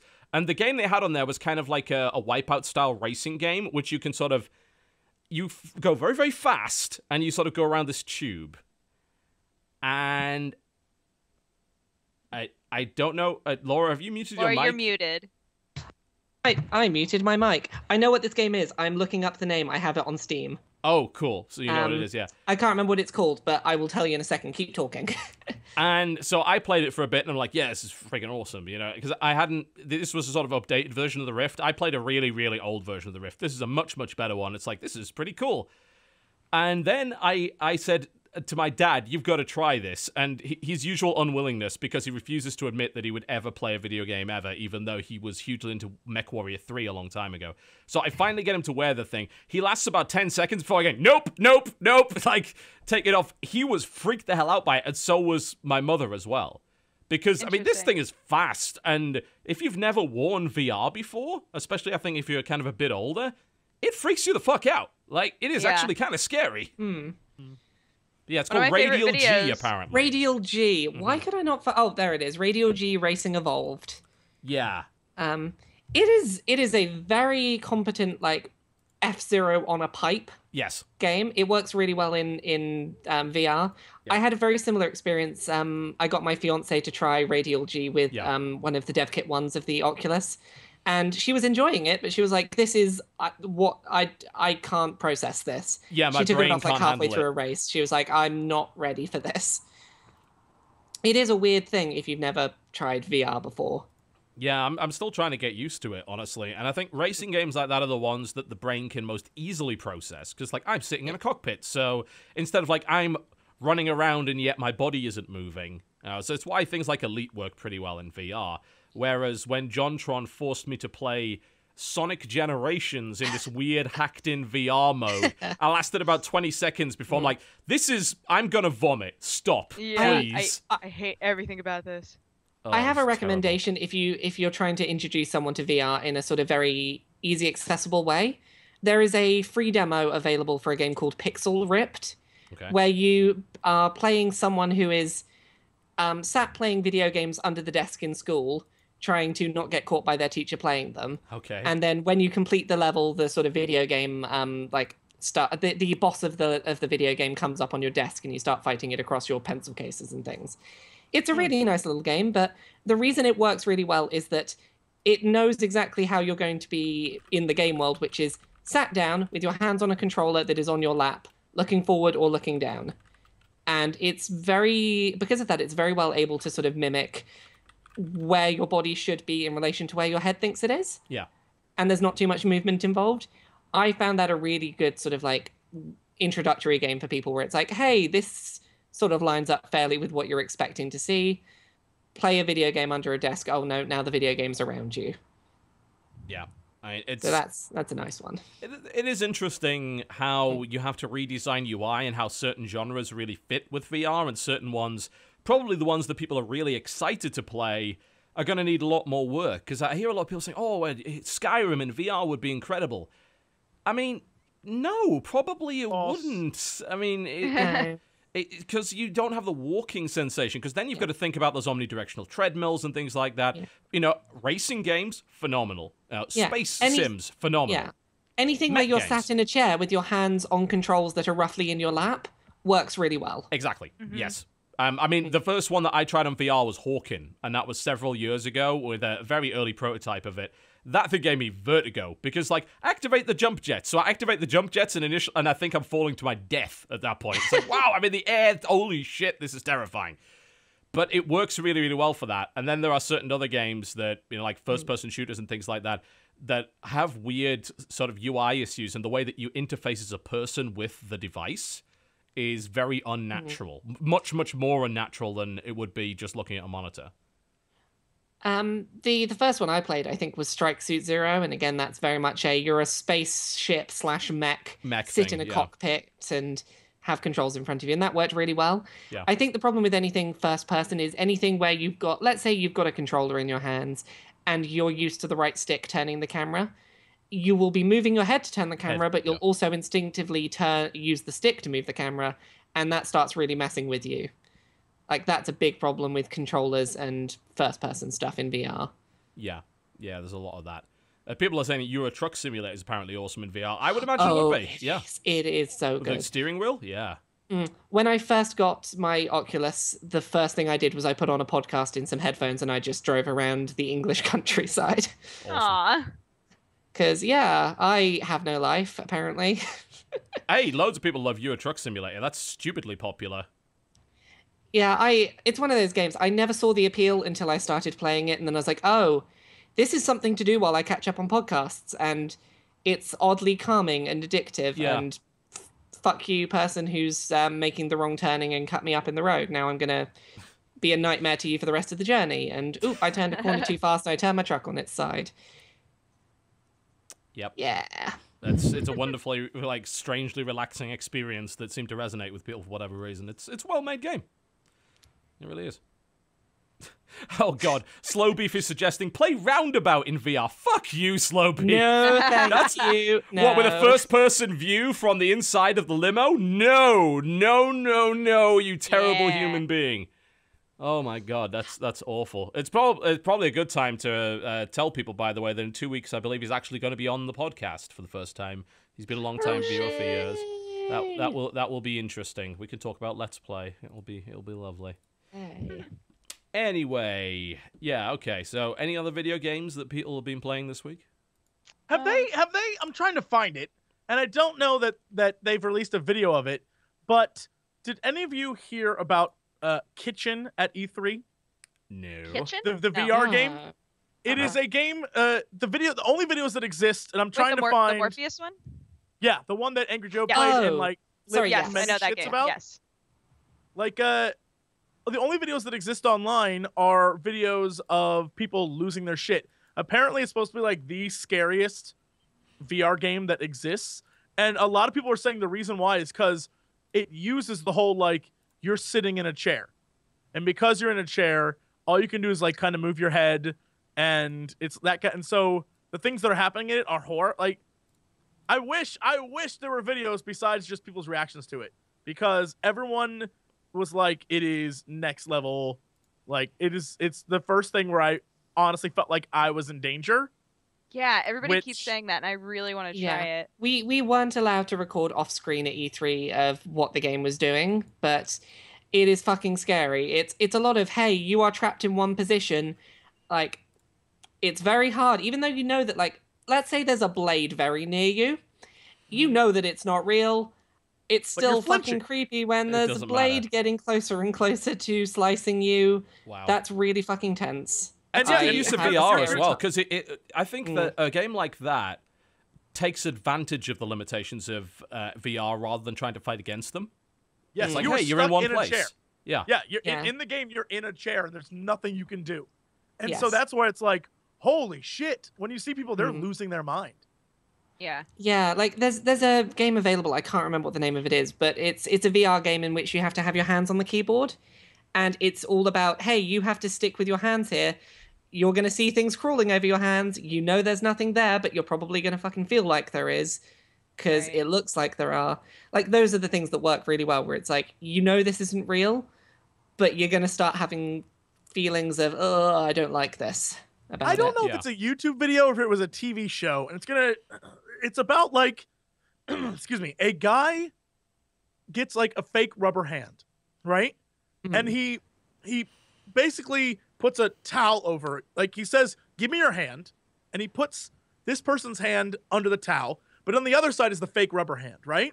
But visually to the brain, your hand's going through. Now on the other side is the rubber part of the hand. But after a while, when he starts messing with the rubber hand, the brain starts to be like I'm starting to feel something. Like the people were like, they were just, it's so crazy that like, it's definitely not real. And they know it's not real because they know their hand's under the blanket. But after a while, the brain is starting to perceive pain in the rubber hand where they're like, it's not even connected. And I was That like, was on QI, supposedly. It's really QI, fucking really? yeah. It's really fucking easy to confuse the brain into thinking stuff's happening that isn't. And once it decides that things are happening, it will react as such. Yes. So yeah, that VR kitchen Morpheus demo, I don't like that. It was not fun.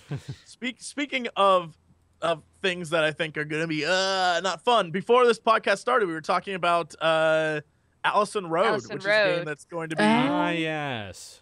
That game that Kickstarted looks here in a good, little bit. but none of us think is going to be fun. I don't want to play. I'm going to be horrified. I don't want to play that crap. For those of you who haven't seen it, Gameplay Allison trailer of that Road- game looks so good. Holy shit. Yeah, Allison Road, I think their Twitter's Allison Road _HQ. Like, literally just go look at the screenshots of that game. They basically took the concept of PT, which was make something incredibly realistic looking, very simple, that will freak you the hell out, make that a game. And I'll be honest, I love that. If they can make it like an hour-long game, that's the perfect length of time in which I'm willing to be scared. And just look at it. Like, it's horrifying. The images from that game are next level spooky. Not a fan at all, but that's definitely a Scary Game Squad game. And I love that that's a new, like, I don't know, genre of horror game, right? Where it's The like, walk we're around not your house gonna- genre. Yeah, but like your house is now the horror game genre. And I think Dodger said like the fact that it's your house makes it even more scary. Yeah, and it's like, we were talking about this before.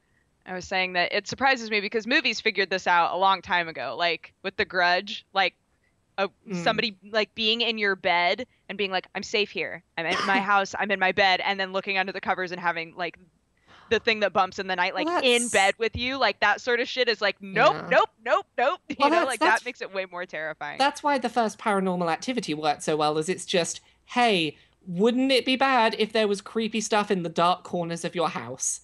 And yep, you give an average looking house and creepy stuff in the dark shadows. Yep, I was not happy when I went home.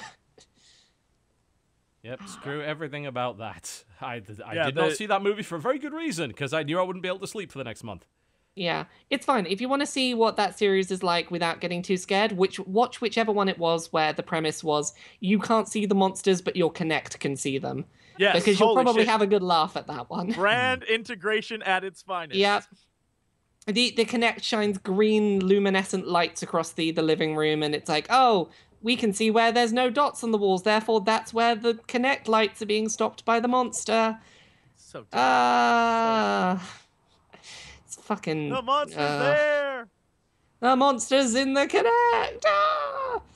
Well, I still think that the good old it was a terrible game, but it was on the DS where they're like, hey, we're gonna take the Project Zero principle of the Spirit camera and we're gonna put it on a 3DS and kind of do augmented reality with it. That love seemed like an incredible concept, but apparently it was completely Horrible. awful. Yeah. Yeah, Horrible it did not work in execution. practice. That's unfortunate. Aren't they doing one for Wii U? And they're Yes, gonna use they're the doing gamepad for number it. Yeah. 5. Yeah. Yeah. Number 5 That in might the work. series. That might work. You gotta admit. Yeah. The hardest thing is going to be figuring out, like, I don't know. Like, this, in order to see the ghosts, means that only one person can ever have the scares. Right? Yeah. Because if you're the guy with the camera and you're holding up the pad, only one person gets the scares because you can only ever true. see the ghosts through the pad, through the Yeah. camera. But was that game ever multiplayer? No. No, but I'm saying, but if you're playing with a group of friends, everyone can get the scare of when you lift that camera up on the screen and there's a fucking ghost right in front of you who's coming for you. With this, when you lift it up, only the pad sees the ghost. Unless You they're going to know- change it. I feel like this is You know only a what problem for someone that does a series called Scary Game Squad. Yeah, I was gonna say this seems like a Yeah. very specific sort of problem. It's a very specific problem for me, and I want that Because changed. I feel like with you get a different sort of experience, right? Where like you're the one who's freaking out and everybody else is like Laughing at you. chill, dude.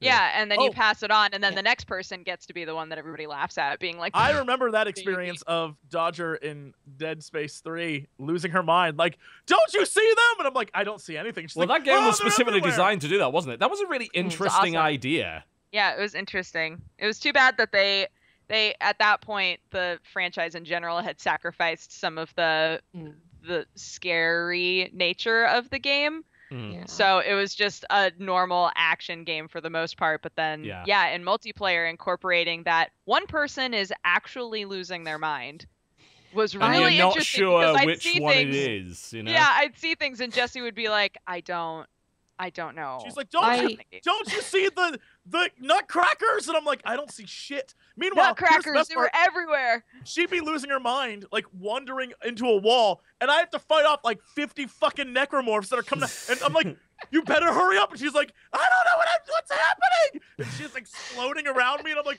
oh my god, Dodge. And she's like, where do I go? I had have a lot of fun. I have one horror game that I want to see become a thing, and it won't be able to be a thing until the technology gets there. I want us to get to a point where stuff like Google Glass is really, really common. Everyone's wearing your sort of augmented reality glasses all the time. I want to set up a game that you can install on someone's device that most of the time does nothing. They'll have no idea it's running. And then just every now and then, it'll pop something up in a corner of your eye. And when you try and look at it and the motion tracking of your eye, it'll just go away. And I just want to be able to install this on someone's like Google Glass and You want to fuck make an with them. irritating virus, is what you No, want to no, do. I want to make a fucking terrifying virus. I want them to get to like 10 o'clock at night, be alone in their flat, and then just see like a very quick moving white shape across their eyes. And then there's nothing there. And I just want to fuck with people. So that's the horror experience I want. I want to fuck with someone who's got an AR set of glasses on. It would be like Stay the it would fuck be away like from my that Google one, Glass, Laura. Stay away. That one monster in SCP. That one monster that was like, it'll follow you around. It probably won't attack you, but you know, it'll always stay behind you. And every now and then you'd see just like a blip in the corner. You'd be like, "Fuck!" and then it would be gone. Shit. It made you feel so paranoid. So that would work. Yeah. Laura, it would work. So yeah, that's what That's I want when evil. Google Glass is like everywhere. Oh, God. It's gonna be fun. Suddenly I have no desire. I'm just putting mine back in the box. It's never coming out again. I don't trust you. Screw that. That's the I like worst. Oh, dear. Anyone been playing anything else this week? Have you talked on the podcast yet about Everybody's Gone to the Rapture? Yes. A Briefly. little, yeah, but We're the problem done. is there was only one person that had played it at that point, and that was Bunny Hop. I assume you've played it. Yeah, I've played it. Jesse, have you played it? Oh, about 36 minutes of it before I gave Cool. up. All right, Like, Laura, go. Did you get irritated with backtracking and slowness? here's the thing. As a person who loves to explore stuff and loves to like find every nook and cranny, when going down paths would unlock more story options, or not options, but like dialogue, Mhm. and then it was a dead end, you'd be like, oh, well, I guess I'm gonna walk back, and then you have to like go back now, and then you're like, oh, well, there's all these different paths, and so now in your mind you're like, if I want every story option, I have to explore every fucking path and then wander back to the I was like, I can't do this anymore. I don't care That wasn't much. even my biggest problem. So Everybody's Gone to the Rapture is like, it's, walking simulators, that term that everyone uses. It's not the right term, but you know what I mean. Yeah, we don't have anything in- better yet. Yeah. That's In the problem. terms of those walking simulators or walking experiences, its biggest problems for me are the poor pacing and the lack of things to learn by exploring the world. If you compare this to something like Gone Home, which is about 2 hours long, that's about the length that Everybody's Gone to the Rapture needed to be, not sort of 6 hours long. Agreed. Yes. Other than that, again, I know that I'm comparing it a lot to Gone Home. In Gone Home, you go look on a desk somewhere and you learn something about the house that you're in. You go into houses in Everybody's Gone to the Rapture, it's like, here's a load of paperwork on the desk. I can't look at any of it. Like, there's nothing to look like. You go looking through people's homes after the Rapture, and there is nothing that tells me anything about who lived here. And I know that that's like it's a much bigger scale, but I'm like, just rein the scale back a little bit. Have a little more detail in each of the places you go. Condense a lot of the empty space out and make this a 2-hour game. I would probably have loved it a lot more than I did. Gone Home's interesting like that because the way that Gone Home does it, allowing you to interact with so many objects, essentially becomes this weird mishmash of environmental puzzle solving and environmental narrative. Like, even though that game doesn't actually have any traditional puzzles, you're figuring out the mystery of the house, and you're able to interact and investigate in order to do that. That's a game which allows you to pick things up and doesn't mind you spending as much time as you want looking at it, you know. And it's fine with you drawing your own conclusions.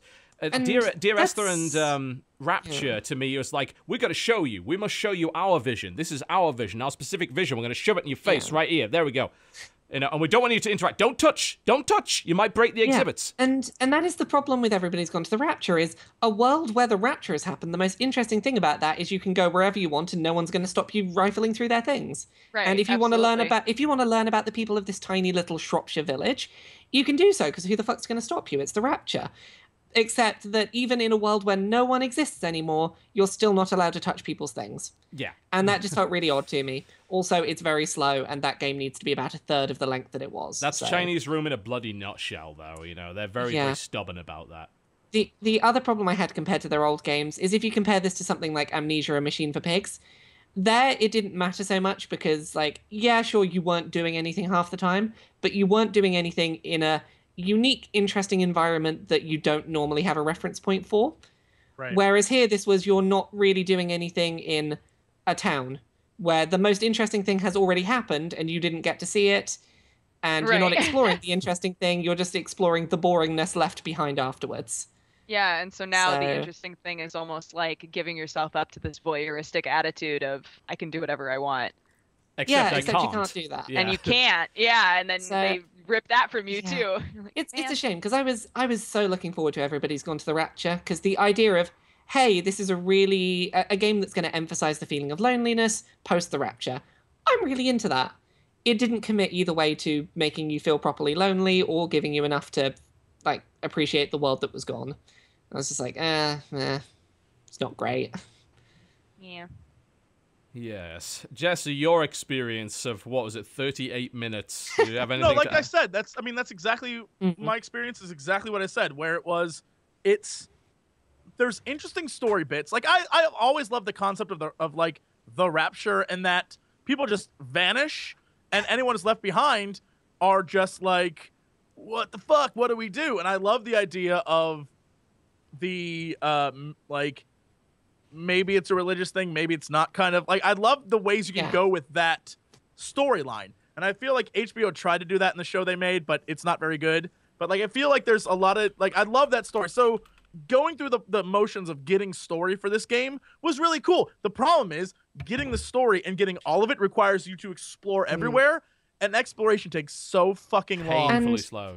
And that's a shame because like the character interactions are really well done. Like there's all these points where it's like, hey, here's the old woman from the village complaining at the vicar for all of the terrible things that are going on, and the vicar who's, you know, he's acting the way he is. There's all these really interesting interpersonal reactions between those people in the village, but it's just too much effort to go find them all and too much nothing in between each time you get an interesting bit of story.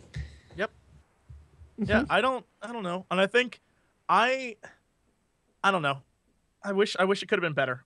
Like I said, I love the concept. I hate the fact that they executed it poorly, and that drives me crazy. But I would love to see a director's cut of this game. You'll probably find one on YouTube, I imagine. Yeah, someone will cut out all the walking. That's probably the best way to play this, is to see someone who's trimmed it down considerably. Yeah. I said the same thing about bloody Dear Esther. I'm like, look, you can experience the same thing in Dear Esther by watching someone play it, and you won't get hand cramp from holding W for an hour. Simple as that. Yeah. Just enjoy if you want an interesting walking simulator, go play Colat's flawed but interesting. Go play maybe Gone Home. Go play Stanley, of course. I don't know, Stanley Parable. Yeah, go play one of the ones that's more interesting than this one. Yep. Sounds Yeah. about right. All right, time for a break. When we come back, we'll cover what news there is, and there's not much, but we'll find something. You are currently watching the Co-optional Podcast. Don't walk off anywhere. We'll be right back. Well, ladies and gentlemen, welcome back to the Co-optional Podcast. Let's dive right into the news, shall we? What news, TB? There is none. There is pretty much none, but we can make hay out of something that Mr. Peter Moore said. Peter Moore said a silly thing. What? That's so unexpected. EA Chief Operating Officer Peter Moore said a silly thing. At least we think it's kind of a silly thing. That can't be true. No, that would never happen. That would absolutely never happen. But he decided during a Gamescom interview with GameSpot to talk a little bit about on-disc DLC. Okay. Which, no doubt, I'm sure was going to go swimmingly, mentioning that. So, in this interview, he mentioned that a lot of the resistance to on-disc DLC comes from the erroneous belief that somehow companies will ship a game incomplete and then sell you stuff that they have already made and held back. No, because that would never happen. They'd never do anything of the sort. No, don't be ridiculous. Nonsense. Because making something and having it ready to go and putting it on the disc but not giving it to you, that's a very different thing. Yeah, I mean, they'd definitely never do that. And they'd certainly never have a situation where, say, for instance, you got everything on the disc and yet there was something on day one ready to go that you had to download. I mean, they'd never do anything like that. You know, that would be ridiculous. And certainly expecting you to pay for that on day one is totally reasonable. Anyway, nonsense, he claims. You come and stand where I am, next to Visceral Studio, and you can see the work that is being done right now. And it's not just DLC, it's free updates and ongoing balance changes. I'm sorry, we're supposed to, like, say, yay, ongoing balance changes? Like, you fucked up the balance in the first place. Doing their job? Yeah, you're supposed to fix it, right? That's not a feature. That's not, like, you're not doing us a favor by changing the balance of the game. You're fixing what you fucked up in the first place, right? Anyway, and he's going on and claims, like, think of them as APIs. Knowing down the road that something needs to sit on what you've already made means you have to put some foundations down. What people are confused about is they think DLC is secretly on the disc and it's somehow unlocked when we say. I don't think a lot of people necessarily believe that, honestly. I don't think I think that people believe it in cases where it's true and it's Yes. demonstratable. Uh-huh. Right. See Capcom. That's happening. See Dragon Age, the original, the Stone Prisoner DLC. That was on the disc. And it could be unlocked with a few kilobytes of code that was downloaded. An activation code, basically. That meant it was on the disc. Even if it was not on the disc, if it was available on day one, it's pretty hard to argue that it's not a case of them taking something away that was there on day one and part of the game. Here's what you're missing, TB, is that they say they're not holding it back because there is a few kilobytes of code that are required to unlock it. And that code, it's just, there is no way they could have that code ready for launch day, No. and it's just so tough. They've got to hold it back a little bit. And, if it's post-launch, then they deserve money for it because they deserve being paid for that DLC because they had to make those lines of code. Those couple of kilobytes. Yeah. They had to do that. Yeah. Yeah, I mean, it's totally reasonable, say, to hold back a story-critical character, perhaps the most important character in the history of, say, the Mass Effect franchise, for instance, a living, breathing Prothean, that race that you've heard about time and time and time again, that's such a key component of the Mass Effect lore. It would be entirely fine to sell that to you for $10 on day one, yes? Well, that's not even the most erroneous Mass Effect one. The best thing that, was clearly okay of them to do was, let's end Mass Effect 2 in one way, and then start Mass Effect 3. There's a bit of a gap. It doesn't make sense how Mass Effect 3 starts. Oh, wait, the linking piece of those is a piece of DLC that you need to purchase separately in order to understand the beginning of Mass Effect 3. That's totally okay. Yeah, and that's a weird situation as well, isn't it? Because that's a DLC that was obviously completed post-launch, and generally speaking, like, my view on post-launch DLC is, okay, I'll assess whether or not I think that's worthwhile if you're going to make DLC afterwards. But the point that you made is crucial because it was a story-critical piece of DLC. It's like, why is Shepard landlocked on this place without the Normandy? Well, I don't know because I didn't buy that DLC. I guess I better go buy that DLC now. I don't have any choice if I want to play the sequel. That's not optional DLC. That is, let's charge you for the remainder of this narrative later and not warn you that we're doing so. Yeah. Yeah, certainly. if there were not already proven cases of DLC being on the disc, some of them coming from this very bloody company, Peter Moore, as we have already demonstrated, or being a case of, this piece of story-critical lore DLC is available on day one for the low, low price of $10, then I think people would not necessarily be as upset as they are. But you're damn right I was pissed off on launch for Mass Effect 3 to the point where I refused to buy it. Because it was like this, I've played the first one and the second one, and I'm big into this, and I'm looking forward to the conclusion, and so are millions of other people. And then we get told that the most critical race to the entire lore, you can have someone come along that's you can be in your party, and he'll tell you all of that stuff through the lens of a living, breathing Prothean for $10. And that's all really annoying because EA have done DLC correctly in the past, like the Citadel DLC for Mass Effect 3 is a perfect example of how to do DLC properly, where it's like, hey, this is post-launch, but you've got a decent amount of content. It's all optional. It is fun, silly stuff that wouldn't fit in the main narrative. There is a lot of stuff here.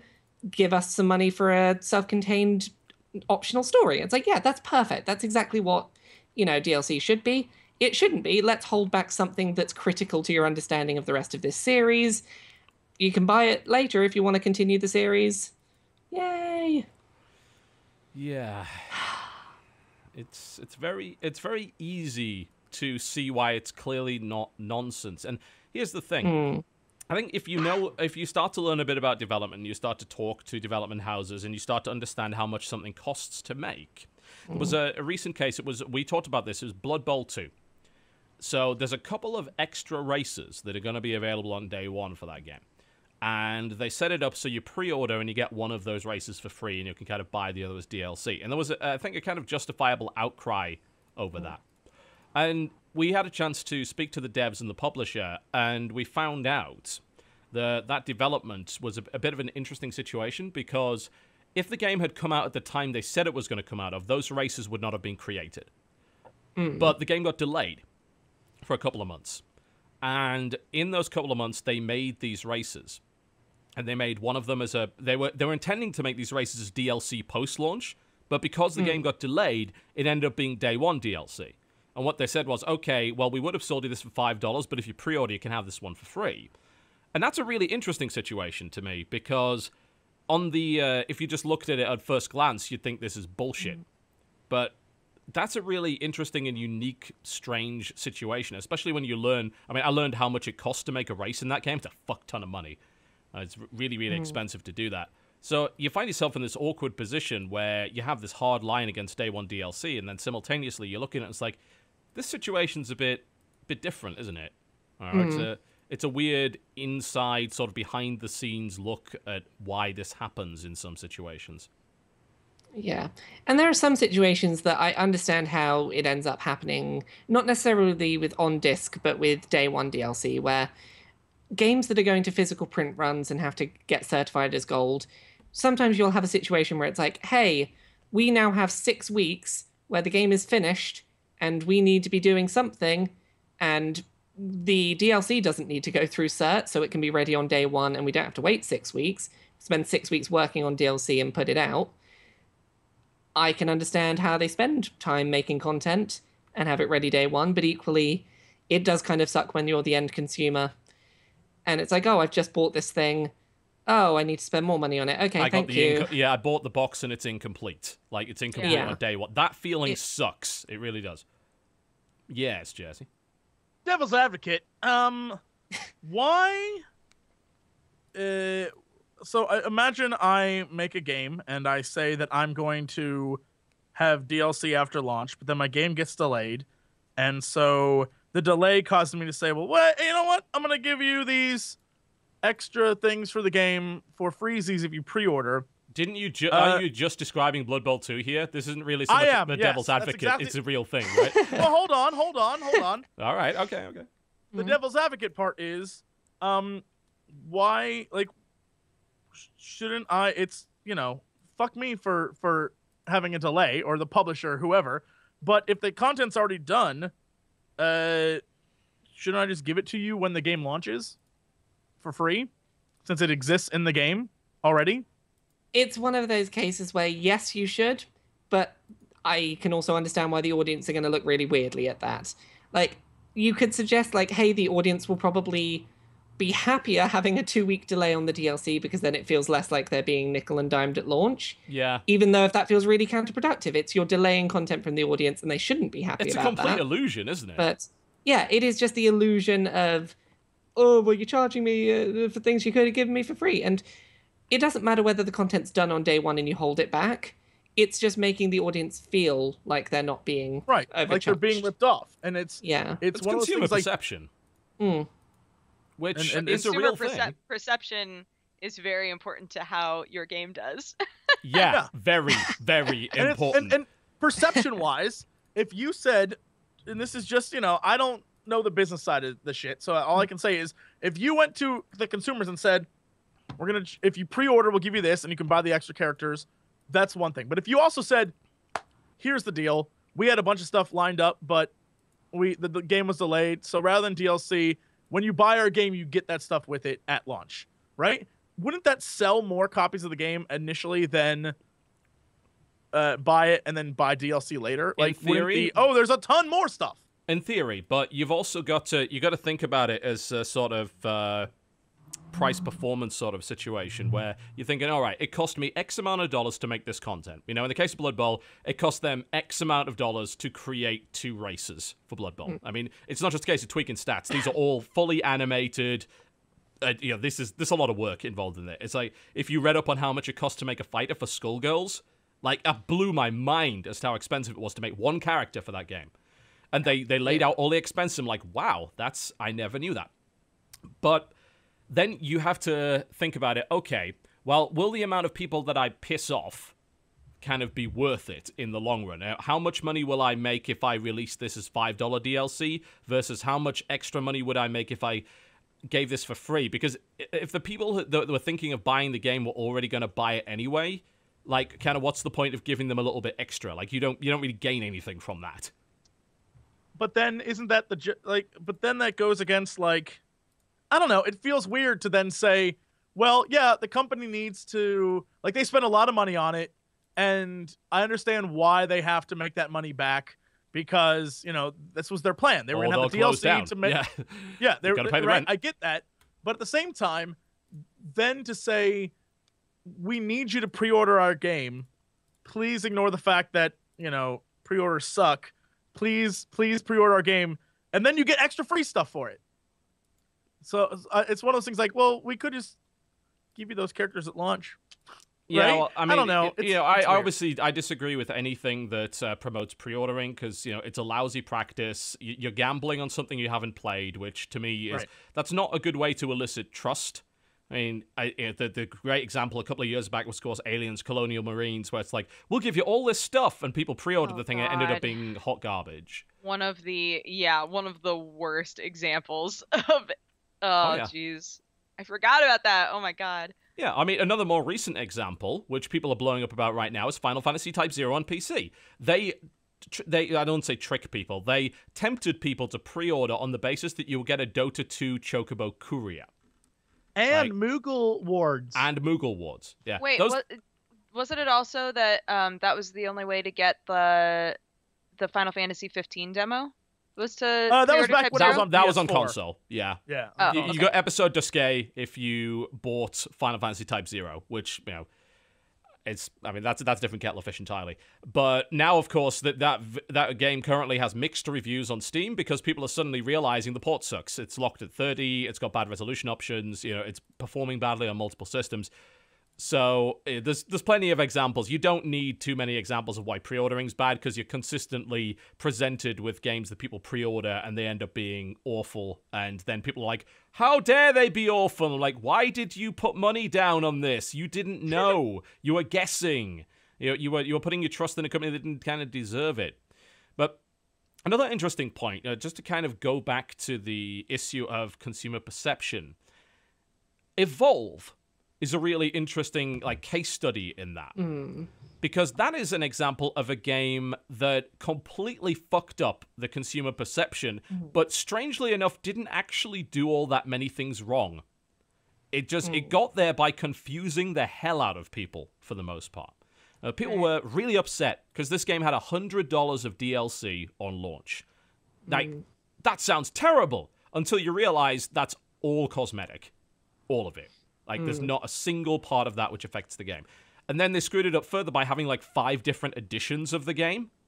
But all you got was cosmetics and basically kind of season pass. Like, you would get when the 5th monster came out, you would get that. So you got kind of a slight discount on it.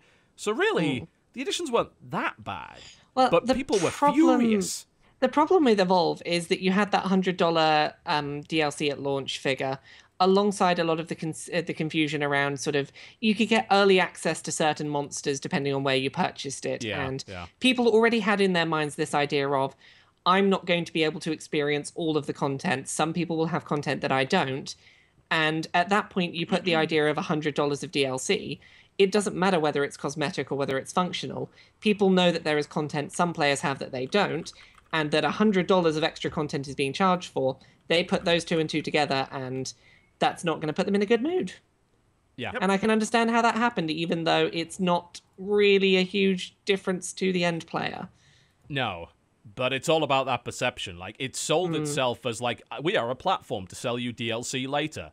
And they probably weren't doing anything worse than most games, but they were so upfront about their plans for sort of the DLC. You felt like as soon as you bought the game, you were not getting the full experience. Well, it's kind of the opposite of what you've got with something like Splatoon, where Splatoon took the model of, we're going to charge you a low budget price for your game.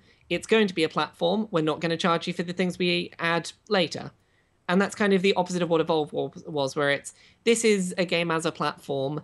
We're going to charge you full price for it, have huge amounts of stuff you can purchase day one that will separate you out from other players, and then there'll be nothing for quite a while until we charge you a big bunch of money again later. It's 2 very different ideologies on how to keep those audiences happy.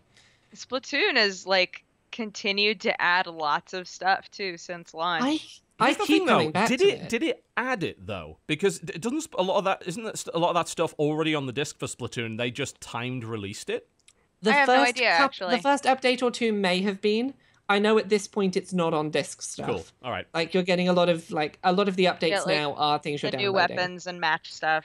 Yeah, like I think the first maybe 1 or 2 updates were on disc stuff that was timed unlocks. Time release, yeah. But since then it has been additional stuff that was not prepared at launch that's been downloaded later. Splatoon's an interesting case. I mean, what do you all think about this idea of there's DLC on the disc, but it's free, and we're just releasing it on we're sort of drip feeding it to you? What do you reckon to that strategy? I think most people with Splatoon seem to have understood that really well. Nintendo were really spot on with their messaging of, yes, some of this is on disc, but this is part of a larger plan. We're buying ourselves some time post-launch to start working on DLC that's not on disc. It's all going to be free, so you're not going to get charged for it anyway. We're trying to keep this online-focused game having sort of a long lifespan. And they did a really good job of keeping it fresh. And Nintendo did a really good job of keeping it fresh and keeping people invested. And they messaged that really well up front. And I think just because people knew it's a reliable release schedule and we're not charging you for it, and it was a budget release already, people were very happy to buy into it. Like, the only thing that I kept hearing as a complaint was, man, it really sucks that we have to wait for them to update the game in order to have matches with friends really sorted out. But I think that been was their sorted big out mistake. now. So. Yeah, Well, their big Nintendo mistake screwing was- up online is hardly a new thing, is it? Yeah, but like Splatoon has had very few problems. There's been a couple of problems with their first Splatfest, didn't go terribly smoothly, but no, Splatoon's gone over really well, and a lot of people are still playing it regularly, which is really nice to see. CD It seems to have had a Projekt much better lifespan than something like Titanfall, which no one stopped playing after 2 weeks. Yeah. You're telling me you don't want to buy $15 map packs for this game that no one's playing anymore? Yeah, sounds like a great idea. That was the worst possible way they could have done that. It's like, no, the community's small enough already. You're going to split it even further by having paid map packs. I believe now that you can have all of those for free, but I mean, they killed that on PC. That game was a ghost town for about a month after launch, which was unfortunate. And CD Projekt is a company that's doing that sort of similar idea of time release content as well with Witcher 3, aren't they? Because I imagine some of that stuff was either done or really close to done when that game came out. Yeah, because they just released, wasn't it, this week? They've just, in the last couple of days, put out the New Game Plus, yeah. And the big, I'm just going to go side tangent here. The worst thing about that, your Gwent cards don't carry over. Yeah, I've been told that. Yeah. People are your really Gwent mad about cards, Your Gwent cards don't carry over to New Game Plus, and a lot of people are very upset about this. that. I wouldn't want to collect all that stuff again. Exactly. It's rough. That's Some the of them are problem. from quests. That's How else are you gonna get all your crones that's their back? justification, if I recall correctly, isn't How it? you gonna get all your crones back though, dog? You gotta do those quests again. Gotta do those crone quests. Yeah. Fill out that Gwent. Speaking of Peter Moore, did you guys see his amazing Star Wars thing about single player this week? Oh, No. yes. Oh, was he the one who said that as yes. well? Oh, this is Yes, fun. so, you know, I actually agree with him, by the way. I'm willing to fight for Peter Moore on this one. Do you have the article up, Oh. Jesse? Is I this do, the thing about yeah. how no one would have played it? Yes. So Okay, he's yeah. interviewing about Star Wars Battlefront, and they're like, "Oh, you guys must be really upset that you didn't make a single player campaign." And his basic response to all of this is, like, very few people actually play single player games, or the single player part of these kinds of games. So, despite data points saying that single player campaigns in big multiplayer shooters help sell it more, it doesn't make sense to throw money at it, is what he's saying. I And so agree with it's- him. Star Wars won't have a single player campaign. I think normally, TB, I would agree. I don't think anyone wants to play the Call of Duty campaign. No one wants to see a Battlefield campaign, but it's Star Wars. And I feel like you can tell a story in a Star Wars single campaign better than you could in, because you have the background, you have the lore, you have the universe. I think it's easier and you have a better opportunity to tell a story there. I feel like they goofed on this one. Normally, I'd be like, I don't care what the fuck the Battlefield Hardline story is, but I feel like Battlefront had the opportunity to tell an awesome first-person story in the Star Wars universe, and they fucked up. Counterpoint, dice. Dice. Dice.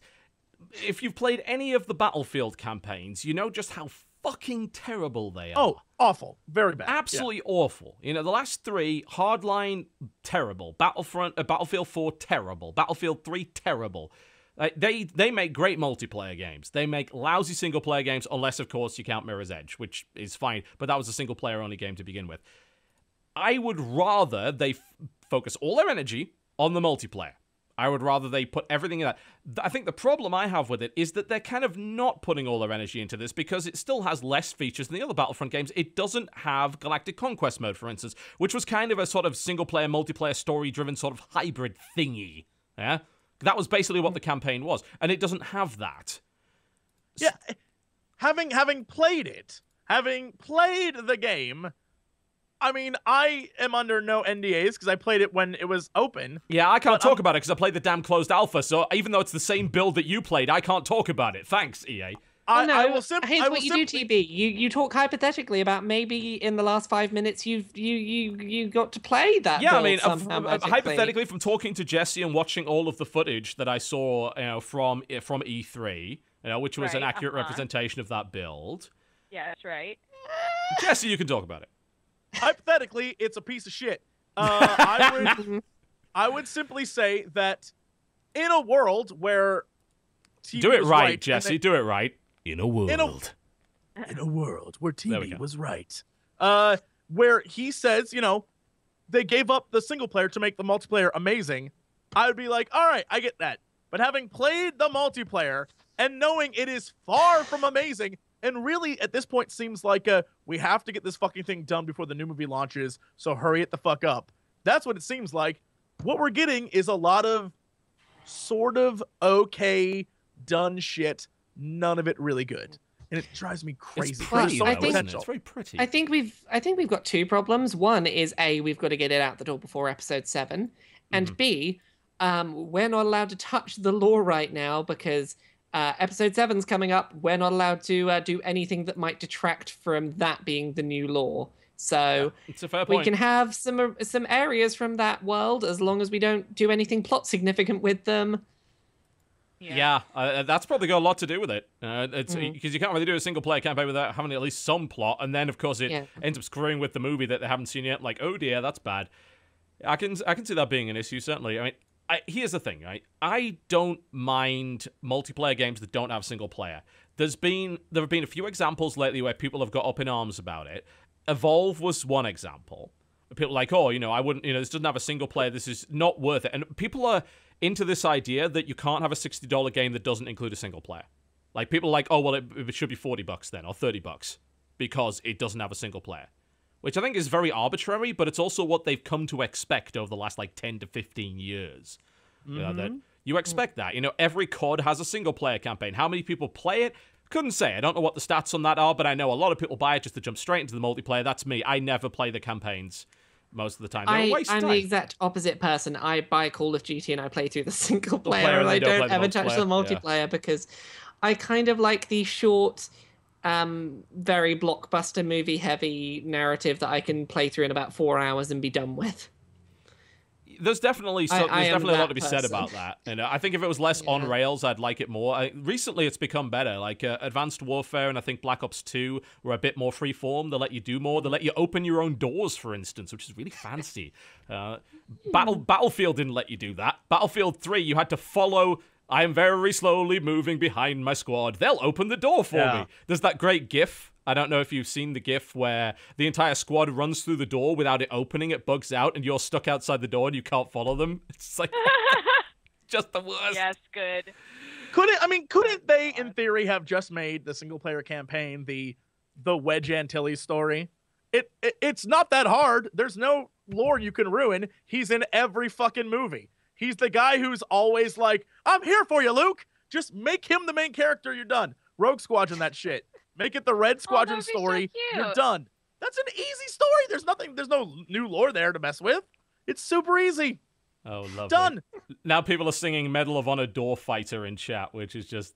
thanks, Gavin, for that. Much appreciated. It's the miracle of sound. Oh, dear. But I think that... But on principle, I don't mind buying a game that's only single player, and I don't mind buying a game that's only multiplayer. I am against tacked-on modes. I think the biggest example of it, and it was a long time ago, maybe it's a little bit obscure, there's a game called The Darkness, which was on 360. And with those the tentacle monsters? That game was great. I love The Darkness. I think it's a fantastic shooter. It had a multiplayer mode, which probably a lot of you didn't even know was there. It was tacked on. And for a very long time, we've got this very interesting role reversal. For a long time, tacked on multiplayer was a big thing. Like, it's like, it's got to have a multiplayer mode, so we've got to come up with something. Now, it's more like tacked on single player in many ways. Like, well, this is primarily a multiplayer game. We're tacking on a single player campaign because that's the only way our $60 value proposition works. And I don't think it needs to. It's interesting because there were some good examples of games that didn't tack that multiplayer on during that period. And again, we kind of mentioned Mass Effect 3 before. The Mass Effect 3 multiplayer, really well done. Oh, yeah. That absolutely. did not feel tacked on. I played quite a lot of that. I played a shitload of that in the beta. It's like I would have played that as a kind of free-to-play game, and then you just go play Warframe because it's basically that, but... Yeah. But, if you flesh out both modes, then that's fine. It's when... If one of them doesn't feel fleshed out and one of them isn't perfect, you then start having those equations of, well, is the reason this isn't perfect because you tacked this on, etc., and those false equivalencies come in, and yeah, it's not good for games when that happens. Oh, God, someone just mentioned Spec Ops The Lines multiplayer. Yeah, Jesus, God. We mentioned Ludo Narrative Disco Biscuits before. That's it right there. That in a nutshell, that completely flew in the face of... If I recall correctly, the devs didn't even want to do it, and the publisher basically told them they had to. Here is the game entirely about how war is a bad thing. Have fun shooting people now. Yeah. It was even further than that. It was like about how the way games portray war is bad. Yes. And then they had a multiplayer mode which was literally that, unironically. It's like, what? Yeah. It's like war is this horrible thing that you're going to enjoy, and then we're going to stick it in your face that, no, you shouldn't enjoy this. It's horrible. Now go enjoy it over in the multiplayer. You see, that I think that's where they got the grand swindle on us, because they made the multiplayer deliberately suck, so we didn't enjoy it. There you go. It was all a plan. It was all the plan. So there you go. Yeah, we got to go deeper on that one. That was great. Yeah. Spec Ops The Line was the first video game I ever reviewed for an outlet. I think I had a good starting point. That's a good one to start on. That is not a bad place to start. Wow. Oh, yeah. That game is burned in my mind in many ways. White phosphorus. Blah. Anyway, Yeah, so I don't necessarily disagree with him too much. I think if you're going to do it, you're going to do it right. As I said, from what I've seen from E3, it seems like Battlefront needs a fuckload more work. It looks beautiful, but everything else about it, it's like, where's the rest of it? So Mechanically, it is a flawed, empty shell of a game, and it's heartbreaking. And it doesn't look like it's going to be changing anytime soon, which is Nope. disappointing. Yay. yeah, we'll see. We'll see on that one. So, yeah, I sort of kind of agree with him ish. Yeah, Dodger, you've gone super blurry. I don't know what I know. I happened. keep looking over at myself. You've been, and I'm like, you've been "Yep, blurry still for like the bad." last 10 minutes. I don't know Yeah. what's happened. Me either. I expected myself to be the blurry one. I'm the one with terrible internet. Actually, I'm going to tell the story briefly. By all The only means. reason my video footage is any good today is because I'm no longer trying to use Wi-Fi that's 2 flights of stairs down on the other side of a block of flats. I bought 100 meters of LAN cable. I did not need 100 meters. I have this much excess LAN cable. Yeah, so much, so good. That is excess LAN cable that's now just going to live under my computer desk because I bought about 50 meters more LAN cable than I needed. You never know. Look, it's better than having it like taut, super tight across the entire house. Like at least you have this like. I have you can, room like, to sort of pin move. it down. I can Yeah. maneuver. Yeah. Yeah. So I now have a bundle of LAN cable that I have to explain when my fiance gets home from she's been traveling. I'm just like, yeah, you know that big bundle of cable? Yeah, that's how so I can do my work properly. Sorry. Bye. I bought what I Love thought you. were 25 feet HDMI cables. They were 25 meter HDMI cables. There's a lot of spare HDMI cable under the bed at this point. Yeah. Oh, dear. Oh, okay. What else on news have we got? It's not a great deal's been happening, has there, outside of that? It's like, Divinity Original Sin 2 got announced and it's going on Kickstarter. yeah. Yeah. Some people kind of objected to that because they said, well, why couldn't you have just paid it with the money that you made? The answer from them was that apparently the game cost 5 times more than the money that they actually raised from Kickstarter. So really, they don't actually have that much money. Like it's sort of they broke even, and now they need they can't just start working it again because they don't have any money apparently. And you can go on their forums and suggest rewards for their Kickstarter. Because the Kickstarter goes live on the 26th, I think. So they're letting people suggest like things that they would actually participate in the Kickstarter in order to get. The only valuable Kickstarter reward for me, I don't care how much money you charge for it. I want my butt in the game. Give a character model my butt, and I will give you as much money as you want. As much money as they want. Yeah, I will become homeless that is a blank check to have this happen. I guess it's not quite the same thing, but you can kick my ass in Wasteland 2 with a plasma rifle if you wish. You can do that. That's not bad. $1,000 well spent. That one. Is it a giant floating ass? Is it No. or is it you? It's a tight armored ass that I can guarantee. Go on. No. Yeah, There's a Kickstarter I was looking at recently. I missed my chance.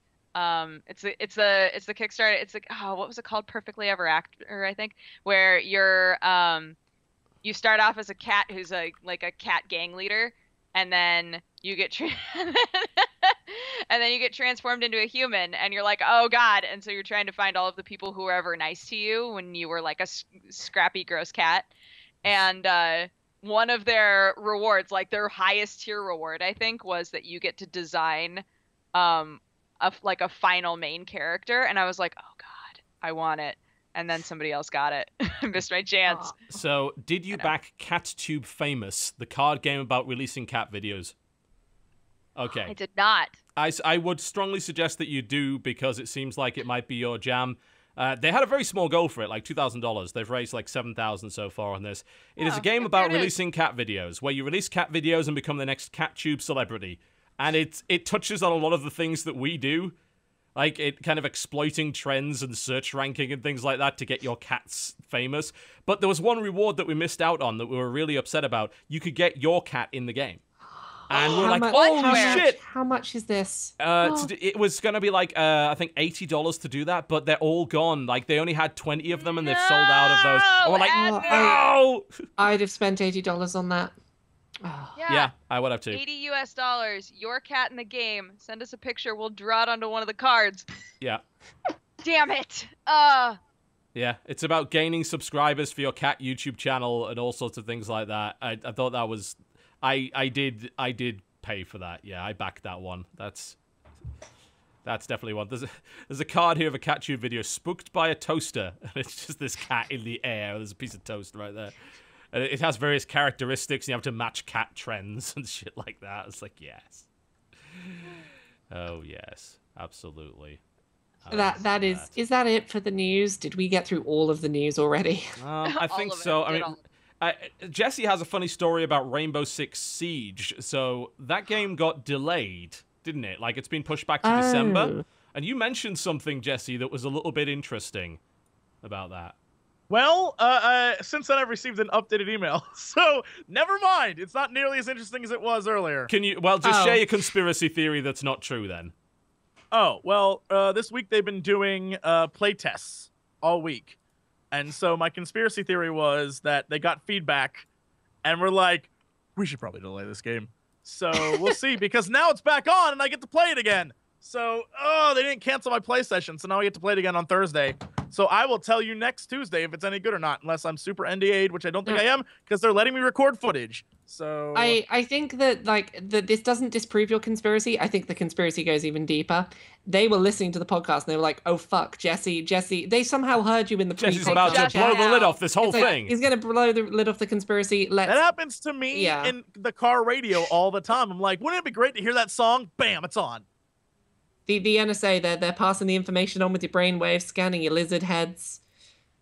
Those happening. fucking those lizard spacemen. Goddamn Nazi spacemen. Yeah, lizard government have nothing better to do than to read your mind and to sort of mess with you a little bit. Here's the thing. If the government was reading my mind, things would be a lot dirtier. Oh my god, that explains Trump. Fucking shit, we're all screwed. So, oh god. Fig. Mm-hmm. So there's a thing called Fig, and it is a new Kickstarter-style platform founded by Tim Schafer, Brian Fargo, and Fergus... I'm sorry, Fergus, I'm going to screw your name up here. Urquhart from Obsidian. So, you know, the guys behind Broken Age and Wasteland 2 and all sorts of things like that. And they've launched with a campaign for a space exploration game called Outer Wilds, and this is kind of their advisory board here. And they're claiming it's reward-based crowdfunding with equity investing. So if you're an accredited investor, you can get a revenue share once the game comes out through this. This is going to be a huge fucking legal nightmare. Yep, Probably. that's exactly what it is. That's what I was just thinking to This is myself. a horrible like, idea. How do they sort It's this a out? horrible idea on every single level. On every single level. You're going to have legal cases between 6-year-olds who were legal investors and companies that failed to release games, and this is going to be a nasty, nasty mess of a thing. Also, let's give our money to Tim Schafer. Yeah, that goes well every time. Yeah, it's a shame because, like, if it was like, oh yeah, Obsidian in Excel, I'm like, yep, you guys did really, really well. Absolutely. Can't argue with that. And that's like, Double Fine. I'm like, oh, all right, well, Broken Age kind of suffered feature creep and got split into two because they ran out of money, so we can trust them with the money. But then, of course, we had things like Space Base DF9 that were literally abandoned, unfinished while in early access, and things like that. I'm like, I don't know about this. That's Yeah. I am very apprehensive about giving Double Fine money again. You know, it's not like Broken Age didn't come out eventually, but I think for a lot of us that backed it, it wasn't what we were hoping for, and the year-long split and the huge delays and things like that would, and them literally admitting, yeah, we ran out of money halfway through. It's like, I can't trust you with my money again then. Like, how did you manage that? Well, Jen's now, at the door looking really, really sad about Broken Age right now. Now you have an equity. Don't do it. Don't do it. Just telling you not to. Don't do what? Yeah. I mean, What are you not allowed to do? Don't back Double Fine because they're a budget disaster. Yeah, Broken Age was bloody disappointing. I wasn't a great fan of it. I gotta be honest. I loved the first half. I thought the twist at the end of Act 1 was spectacular. Amazing. Yep. And Act 2 ended in a really weird way that didn't really make sense. And two characters hug, and somehow that makes everything better, even though none of the problems in the game's narrative were resolved. None of them. We Although you ran got out of some money. clever drawings in the credits. Oh. Yeah, it's like the world's still in peril, but we hugged, therefore everything's fixed. That's also the end of Warlords of Draenor for Warcraft. Wink. Stupid ending. 2 characters hug, and then everything's fixed. That's That's literally the it. The Warlords of entire Draenor. game is the entire Warlords expansion is based off the premise that this guy is a horrible person. Then at the end, you're like, well, I helped you kill the real bad guy, so all that shit I did, don't worry, it's all good. Everyone's like, yeah! End of expansion. You're like, what? Yeah, Broken Age Act 2, I think we're far enough now for me to say it's all about like, hey, there's these aliens. Hang on. Putting the spoiler thing up. All right, spoiler things There's up. aliens. Go. That's Go. all I said. There are aliens. They're trying to abduct and kill everyone. 2 people have a hug. Somehow that erases the fact that there's an entire alien race still on the planet, still abducting people, still completely out technologically advancing everyone. But it's fine because the 2 families hugged. Here's the best part. Fine. The way they get around that ending, and this is what I love about it, and that how much I hate it. The way they get around that, like, there's all this shit on the planet. In the credits, they show little animation, like, not even animations, but, like, drawings of the aftermath. And, like, the girls who got kidnapped are now chasing the aliens with, like, things like, oh, we're gonna get you, you bad aliens. The aliens are like, oh, no! That's, Yeah, like, how they, it's like, no, what? Yeah, ignoring the fact that the aliens have like super advanced death rays. Like, yeah, Oh, gosh. Oh, it's great. okay, It's spoiler great. tags done. All right, spoiler warning is now off. Yeah. There we go. There we go. Sorry that I almost ran into spoiler It's territory. okay. guys. It happens. Fine. Jesse Everything's does this okay. all the fucking time, and people get furious with him about it. So Oh, well. It's a bad ending. I don't feel bad about ruining it in any way. yeah, it's not too bad. All right. Is there any additional news? I think that's pretty much it, isn't it? Yeah, all right. Yeah. We'll go with that being all. All right. Let's move on to releases, shall we? That sounds like a good idea. There's not too much to cover this week. It's not too insane. My time has come. Indeed, and you sound like you're in a tin can, which is going to be brilliant. Oh, good. Welcome to Robot Dodgers release list. Yay! Yay! August 18th, aka the day that we are filming this. We've got Volume, which we talked about earlier. That That we is coming did. out for PS4, Stealthy PlayStation sneaky. Network Vita, and PC. No, it's not coming out for Vita. Vita's been pushed back. Vita's That got been pushed announced. back. That got announced today. It's been pushed back by seveul weeks with no Poor real Vita. explanation. I feel so So, sad for that The thing. Vita version's Vita, coming, but it's no. not today. Well, then we've got RPG Mo. What's that? I don't know. What is? I what is don't RPG know. How do you? It's a web browser game? Question What? mark. That's been out for 3 years. Are they just putting it on? Loading They're putting. data. Oh, they're putting it on Steam basically. But it's in early access. But it's been out for 3 years. But I What? don't understand what's happening here. Oh, stop. Everybody Ugh. needs to just stop. We've got Armacrog for PC, Linux, and Mac. I can tell you that game has been delayed till September because I was going to play that for GOG this week, and I'm no longer playing it because it was delayed till September. It is by the guys who made Earthworm Jim, Ooh. and it is Oh. a claymation adventure, which I am just thrilled about. So Neat. when that comes out, look for it. I think September 8th is the new release date. Okay. My goodness. I wonder how long it'll take us to get to a game that doesn't have a caveat. Bad Battle Armor Division. You is our can't trust next any game that calls itself bad. Absolutely Bad in not. the title. If No, you but know, you're bad's in all bad. capitals, so it's an Yeah. acronym for something. it's a side scroller by the people that brought you Karate Master 2 Knockdown Blow, that weird RPG simulation Does- arcade karate game. Oh, by the way, Right. BAD stands for Battle Armor Division. That's Yeah, Oh. it's a side-scrolling mech It's game. in yeah. the title. I was hoping it stood for badass design or bad awful design. No. Beautiful not good. anthropomorphic dinosaurs. No, you Battle Armor dodo-loving scumbag. Butts and dicks. Butts and dicks. Could the be. game. Next up is Final Fantasy Type 0, which we already talked about. We've got 30 Resident FPS Evil. peasant garbage is what that is. Yeah, we've got Resident Evil Revelations 2 for Vita. Not bad. It's No alright. caveat? Okay, It's cool. okay. It's My not bad. caveat's that's on It's, Vita. yeah, it's alright. No, Vita's great. Zombie U. We talked about that before. Yep. It comes out for PC, PS4, and Xbox One today. August 19th, we've got Shift Happens.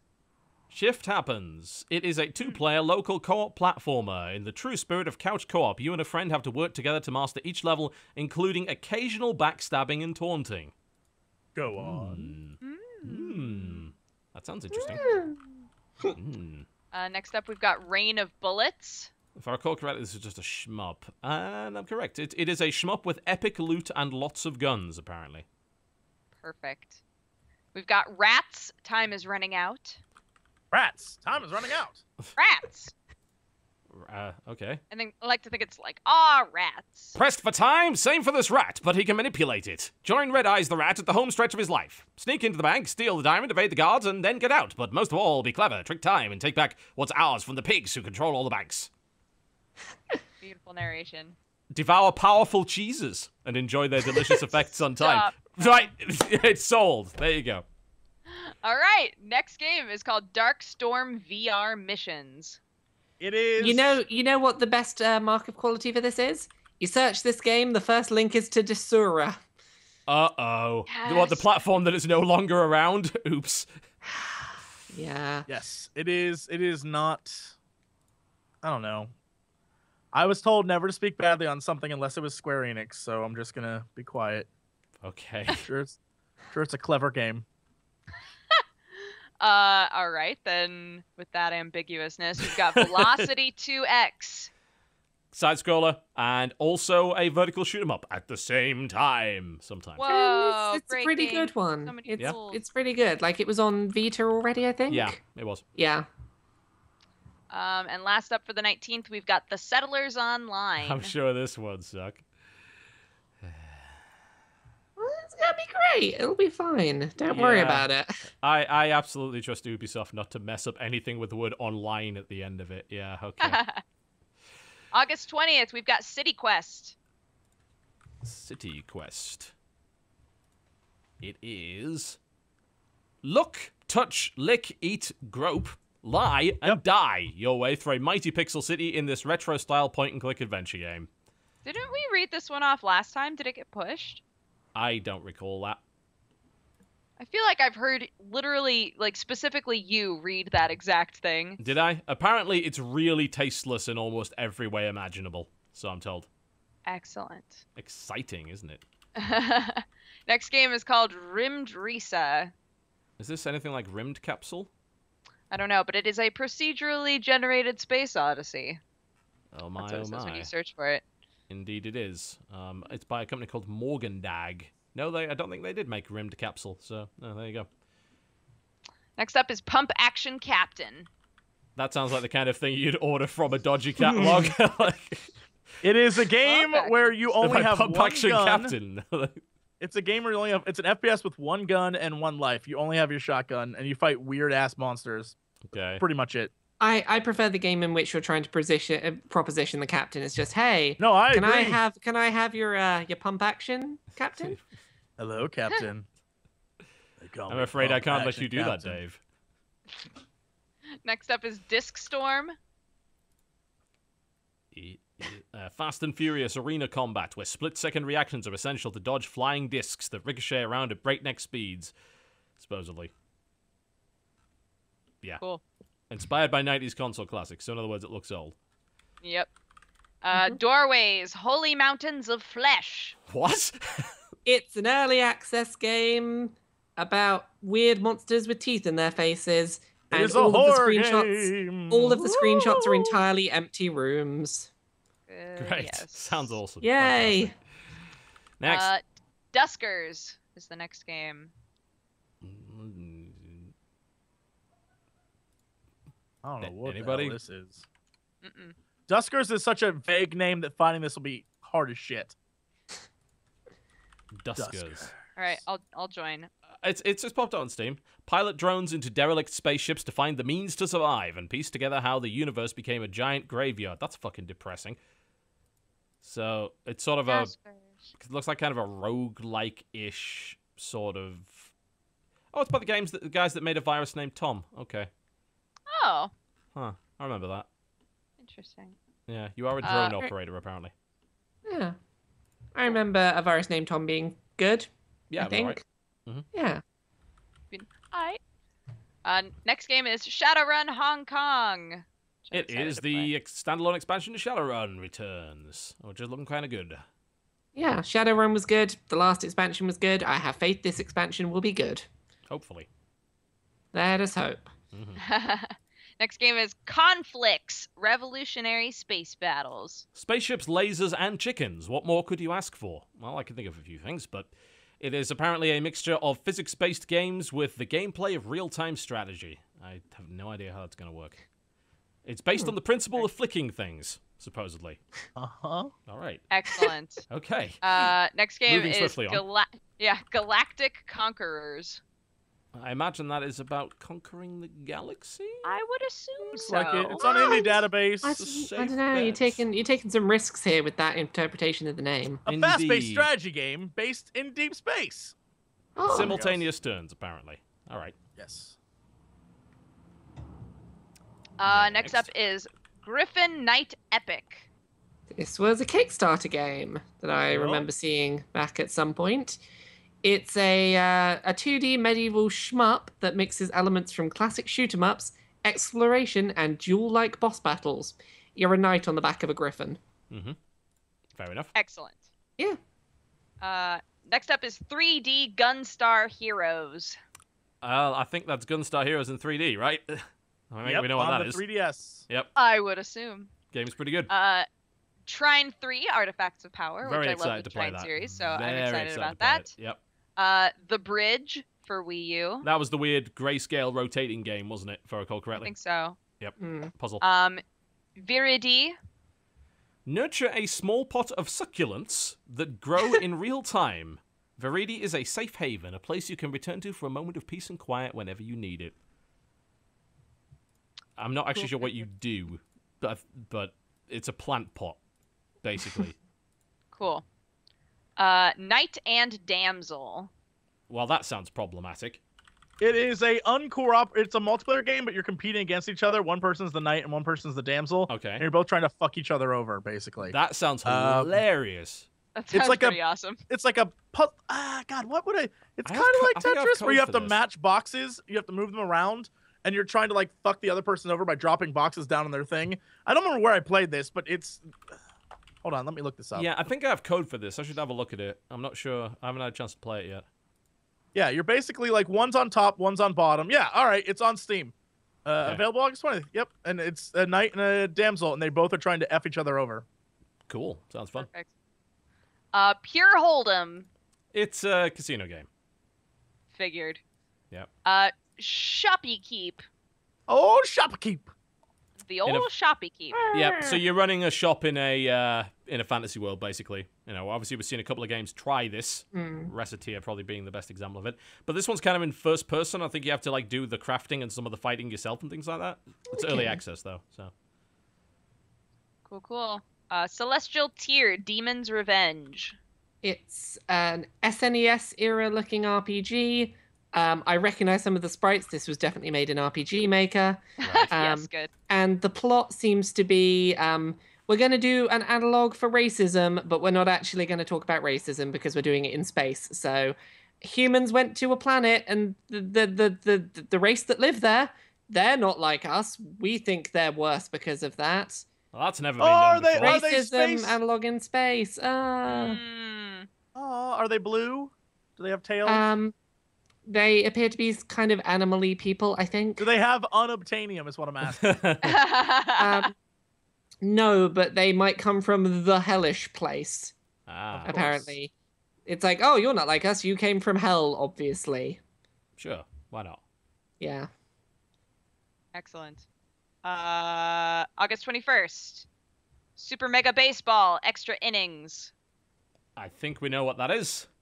You missed Super Mutant Alien Assault, Oh, oops. Super Mutant Alien Assault. I'm which sorry. claims to be the Citizen Kane of Super Crate Box clones. Ah. Yeah. That's okay. a very quantifiable claim. It's rather specific, and it's in early access. Okay, so it's like Super Crate Box. It looks good. I'll give them that. You know, it's shiny, certainly. Word. Okay. Anyway, back to Cool. yes. And then baseball. And then Close Your Eyes.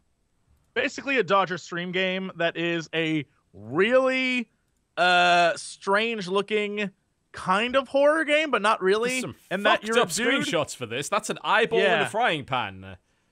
Yeah, you're a the dude shit? who escaped death row. You're underground in the subway and you're trying to get away. But all of it looks really strange, artsy crap, and it basically is like a Dodger. I'm gonna stream a game, is what it looks like. It's Alright. crazy looking. It's crazy looking. Next up is called Pester. Pester. Pesta. Pester. Pasta. Don't pester me, yo. Good question. Pester. Welcome to Bullet Heaven. Of course. It's a shmup, basically. Not bullet hell though. Bullet hell. No, it's Bullet Heaven, obviously. Completely different. Don't want to go to Bullet Hell. That's terrible. No, hate Bullet Hell. Love Bullet Heaven. Okay, next, possibly the most pretentious sounding game this week. Forget Me Not, My Organic Garden. It is. I just looked this up. This looks actually kind of fascinating. Yes. Do you see how it describes itself? It's very intriguing.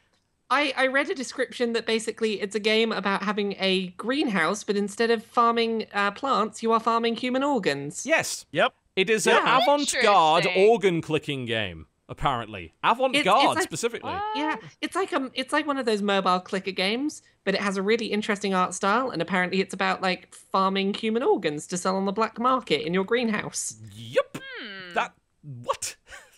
Okay, then. Interesting. Next. Sounds awesome. Hmm. Next is called In Between. It's a side-scrolling platformer puzzle thing. Is what it is. Excellent. Next is called Link, the Unleashed Nexus. Link the Unleashed Nexus is kind of fast-paced action 3D platformer thingy by the looks of it. Cool, cool. Got Yep. Afterlife Empire. That is yes, I remember that. That was funded through a kind of charity organization called the Fine Young Capitalists that were looking to basically fund female game developers, and they had like a contest to see which would be kind of the most popular concept, and they then like raised the money to develop it. It's called Afterlife Empire. It is, I believe, a sort of a management game where you run your own haunted house. And you have to keep people just scared enough to believe in you, but not enough to alert the local authorities. So, Interesting. yeah. It's a All right. haunting game, essentially. Cool. Next up is called Mr. Makeshifter. Mr. Makeshifter. I actually can't find this on Steam. Maybe I'm an idiot. Yep, I am. There's actually a free demo of this available. It is a fantasy roguelite platformer with ultra bootstrap crafting elements. I don't know Ah. what that means. Yeah, Apparently- me neither. It means pick up any old crap and make, like, pogo sticks and spears out of it while dodging mutant cyborgs, cause video games. Cool, cool, Yay! cool. Next up is, in all caps, Unloved. Jesse, It's a horror game where you shoot shit like Doom 2. Yeah, but it's It's in literally Unreal what it 4, says. so that's great. Yeah, Oh, it's it was based on a based- Doom 2 mod. yeah. Yep. And just watching the trailer for it's making me feel motion sick, so I'm like, I'm not going to play this. Oh This- no. It looks pretty hideous. I mean, Yeah. it's kind of an example of, oh, I made it in Unreal 4, so it's got to look good, right? It's like comparing the texture quality to the actual lighting quality is really, like, they stand out like a sore thumb, you know? Mm-hmm. And UI design's a bit weird as well. Okay. Huh. Right. Next up is called Galactic Conquerors. I think we just did that one, didn't we? Yeah, didn't we do Galactic Conquerors? Sorry. Apparently, so good, it's Sorry. coming out twice. There you go. Yep. Cedars. Puzzle platformer. And Pester, which we've already seen. We Yep. did it again, yay! Very much. And then August 24th, we've got Inevitability. Inevitability. Mm. I'm looking at this. I'm trying to figure out exactly what's going on. Apparently, you collect materials to craft parts and build your own fleet of starships and stations block by block. Manage relations with factions of aliens. I mean, this sounds good. I'm looking at it. It looks like it was probably released on the Commodore Amiga at this point, though. It looks a little out of date, let me put it that way. Planet of the Eyes. Some weird shit coming out. excited for the last one though. It's Planet of the Eyes. It's kind of a platformer. Kind of interesting art style. There's lots of eyes in it, unsurprisingly. Last one is Pretty Girls Mahjong Solitaire. Oh, again? That is exactly what I need in my life this week. Thank But you. I'm wondering if it's gonna have nothing to do with mahjong and just be solitaire. No, But pretty- everyone is. I'm reading. Look. I'm way ahead of you. I've been reading the comments on this, and apparently it is super heavily into mahjong, but it's all Japanese, and so it's very difficult to figure out what's going on. The girls are rarely around, and when they appear on the screen, they're super annoying. That's not what I want. I want to have a game that's easy to win that gets me boobies. That's what I want. I literally want to be playing solitaire, and every time I play a card, the girl comes in to just be like, "Oh, you did really well." But this looks. That's all I want. Yes, that's what But I this want looks too. like the sort of mahjong that Americans know though. Like looking at the screen caps, I'm like, oh, the like match 2. Because I Mahjong? remember you tried Pretty Girls Mahjong or whatever, and it did not work out well for you when you Yeah, tried because it. there was no tutorial. It was like, Yeah. you do the thingu with the thingu, and keep in mind that we are using this style of play. And I'm like, I don't know what the fuck any of this means. The tutorial was like made for seasoned players, so it was not helpful. Yeah. Okay. The end. That's it. Yep. Yeah, no. One of the guys wrote, it's definitely different from the original game. It's a competitive tabletop version of it where there are no tutorial rules. So good luck finding out what to do. Fuck. Why How can't will we Yeah. find out how to see the pretty girls? How This do I one find girl's the pretty basically girls? like a ripoff of Morgan, and I want to see her nude. What is going on, game? Just spend the money you'd have spent on this commissioning someone on DeviantArt to draw nude Problem Morrigan solved. for There you. you go. Really, just It's go onto already DeviantArt happening. and Yeah. type in nude Morrigan, and you'll find Yeah. it. I So don't want to do that though. I want her to like be like, "Oh, Jesse Sama," and I just want that. that In my wouldn't have game- happened anyway. This is, Jesse. I mean, it would have for me. Let us move on, shall we? Would have to, in my to mind. saying bye. No, we have more. Actually, do we? No, that's for next week. No. Never mind. That's it. Oh, I'm That's why so I said disappointed we're that we won't done. get to talk about nyctophobia. All right. Oh, Yeah. It's another horror game. Yeah. Spoilers. With spooky, Ah. scary skeletons. But no, we Oh, don't. No. Before we go, there's a bit of gaming news we missed that I think is fantastic. Oh, really? Yeah. So, you know, Fallout 4, you can type in your name, and if it's one of the names they have in their database, your name will get read out when they Yep. refer to you in game. Right. Yeah. Some of the names that will get read out have been confirmed. There are tens of thousands of them, including names that can be read out by the game, Boobies and Fuckface. Yep. Yay! I was reading about that. So excited. Yay! Do they have bought? Please tell me they have bought. I haven't seen if they do or not, but They I know better. that Boobies and Fuckface No Bart, but they are better have acceptable Bart. names. They've You gotta can be do it. Boobies or Fuckface. Yeah, no Bart. Bart's not allowed. Only Bart. My son is also named Bort. We sold that out of joke Bart may never license die. plates. Perfect. Oh my god. There you go. That was my exciting news. I had to get that out. there. I love that they know exactly the level that we as gamers will stoop to. Like, they know it. Oh, totally. They were like, I want no, everyone in the this game to is be like, gonna "What up, seal the deal." fuckface?" Oh, that's so good. The voice actors you- must have had how a are you field day doing, with that. boobies? Hi, yes. How are you, boobies? How are you doing today? I'm good. Oh, dear. Good. All right, that about wraps up the show this week. But of course, before we go, we'd love for you to go to our YouTube channels because ad revenue's down and we sorely need the money. So, Jesse, what's going up on your channel this week? What's going on? Hey, it's not really what's coming up on the channel. It's what's coming up on Twitch. Saturday is the 20th anniversary of Chrono Trigger live stream. And so we going ham on a biscuit. And be starting there. at 5 Sorry, you p.m. what? You doing what? Going ham on a biscuit. No. We're going 5 p.m. PST. Nope. And we're playing until we beat it. Uh-uh. I am lucky enough to ensure that we stay on task, to have the original 1995 strategy guide for Chrono Trigger. Shit's going down. We're gonna have a lot of fun. It's gonna be just like our previous streams, and it'll be this Saturday. So tune in for that business. Other than that, that's all you need to focus on. Focus squarely on that and coming to that, and I'll be good. Perfect. Cool. Dodger, what's going on your channel this week? What's going on? Hi guys. Well, if you know me, you know the sort of thingoos that I do. Dandelion Season 3 has begun, so if you love girls trying to make it with bunny boys and cat boys, you should check that out. Jesse and I are going to film a thing that we're totally not going to tell you about, but it's going to go up eventually. Other than that, two things, yeah. But I don't know. I do visual novels. I do dating sims. I do a weekly show about the games industry. I've been doing lots of like first impression-y type stuff.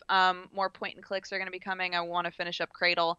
So yeah, if that sounds cool to you, I would love it if you would check out my channel. And on all the social medias, I'm at DexBonus, DEXBONUS, and I've actually been streaming a decent amount on twitch.tv/dexteritybonus. I would love it if you would follow me over there as well. Thanks for watching, guys. Cool. Laura, what do you got coming up? What's going on? Me, you should go find me on stuff. I have a couple of different things coming up at the moment. You can find me at LauraKBuzz on most things. So that's where I am on Twitter, Twitch, YouTube, what have you. Now that I actually have decent wired internet up here, I will be doing more streams again because I can do that now. On my YouTube channel, I'm currently playing through Katawa Shoujo because dating sims are the best. I am going to be doing some kind of seriously thoughty scripted videos about Sonic Dreams and my legitimate thoughts about that as a legacy for Sonic. Other than that, podcasty stuff, the Podquisition, the Jimquisition podcast with Jim Sterling. This week we've got Max Scoville on as a guest, so if you're any Comedy Button IGN fans out there, he's going to be on this week. That'll be fun. Other than that, see me on Destructoid. I will be doing some impression-y thoughts on Superhot, which I finally got a chance to play. Yes. And I'm basically just going to be writing about how I'm terrible at first-person shooters, and that's okay in Superhot. Yep, it is. That's great. That is very, very okay. I can play that like a turn-based RTS almost, and that is fine. So yeah, that's it. LauraKBuzz on everything. Just search LauraKBuzz. You'll find me on everything. It's good. Good. Yeah.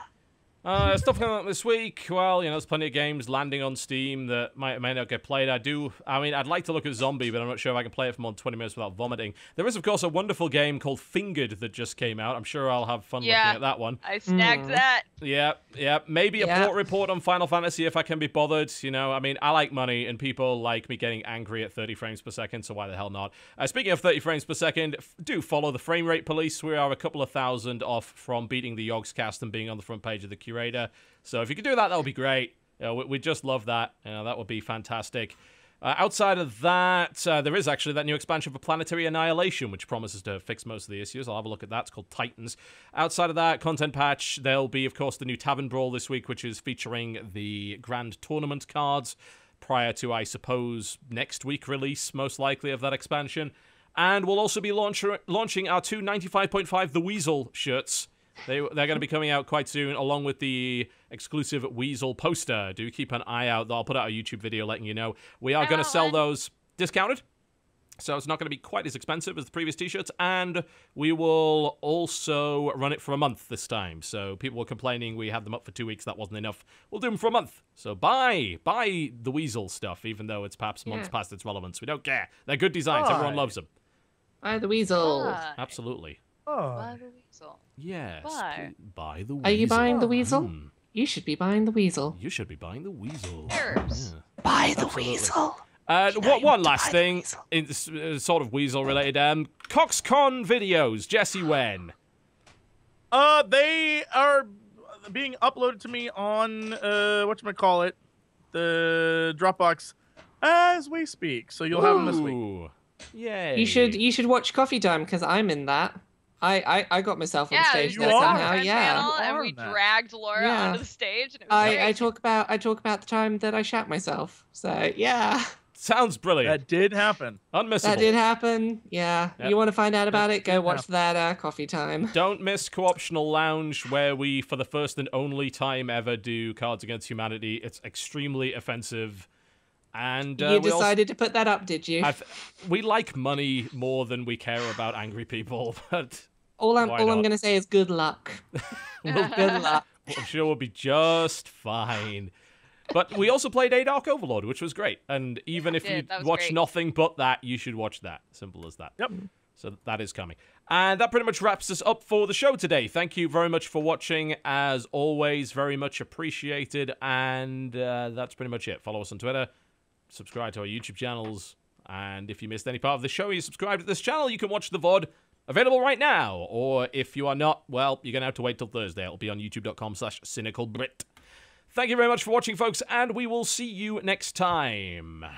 Good night. Bye.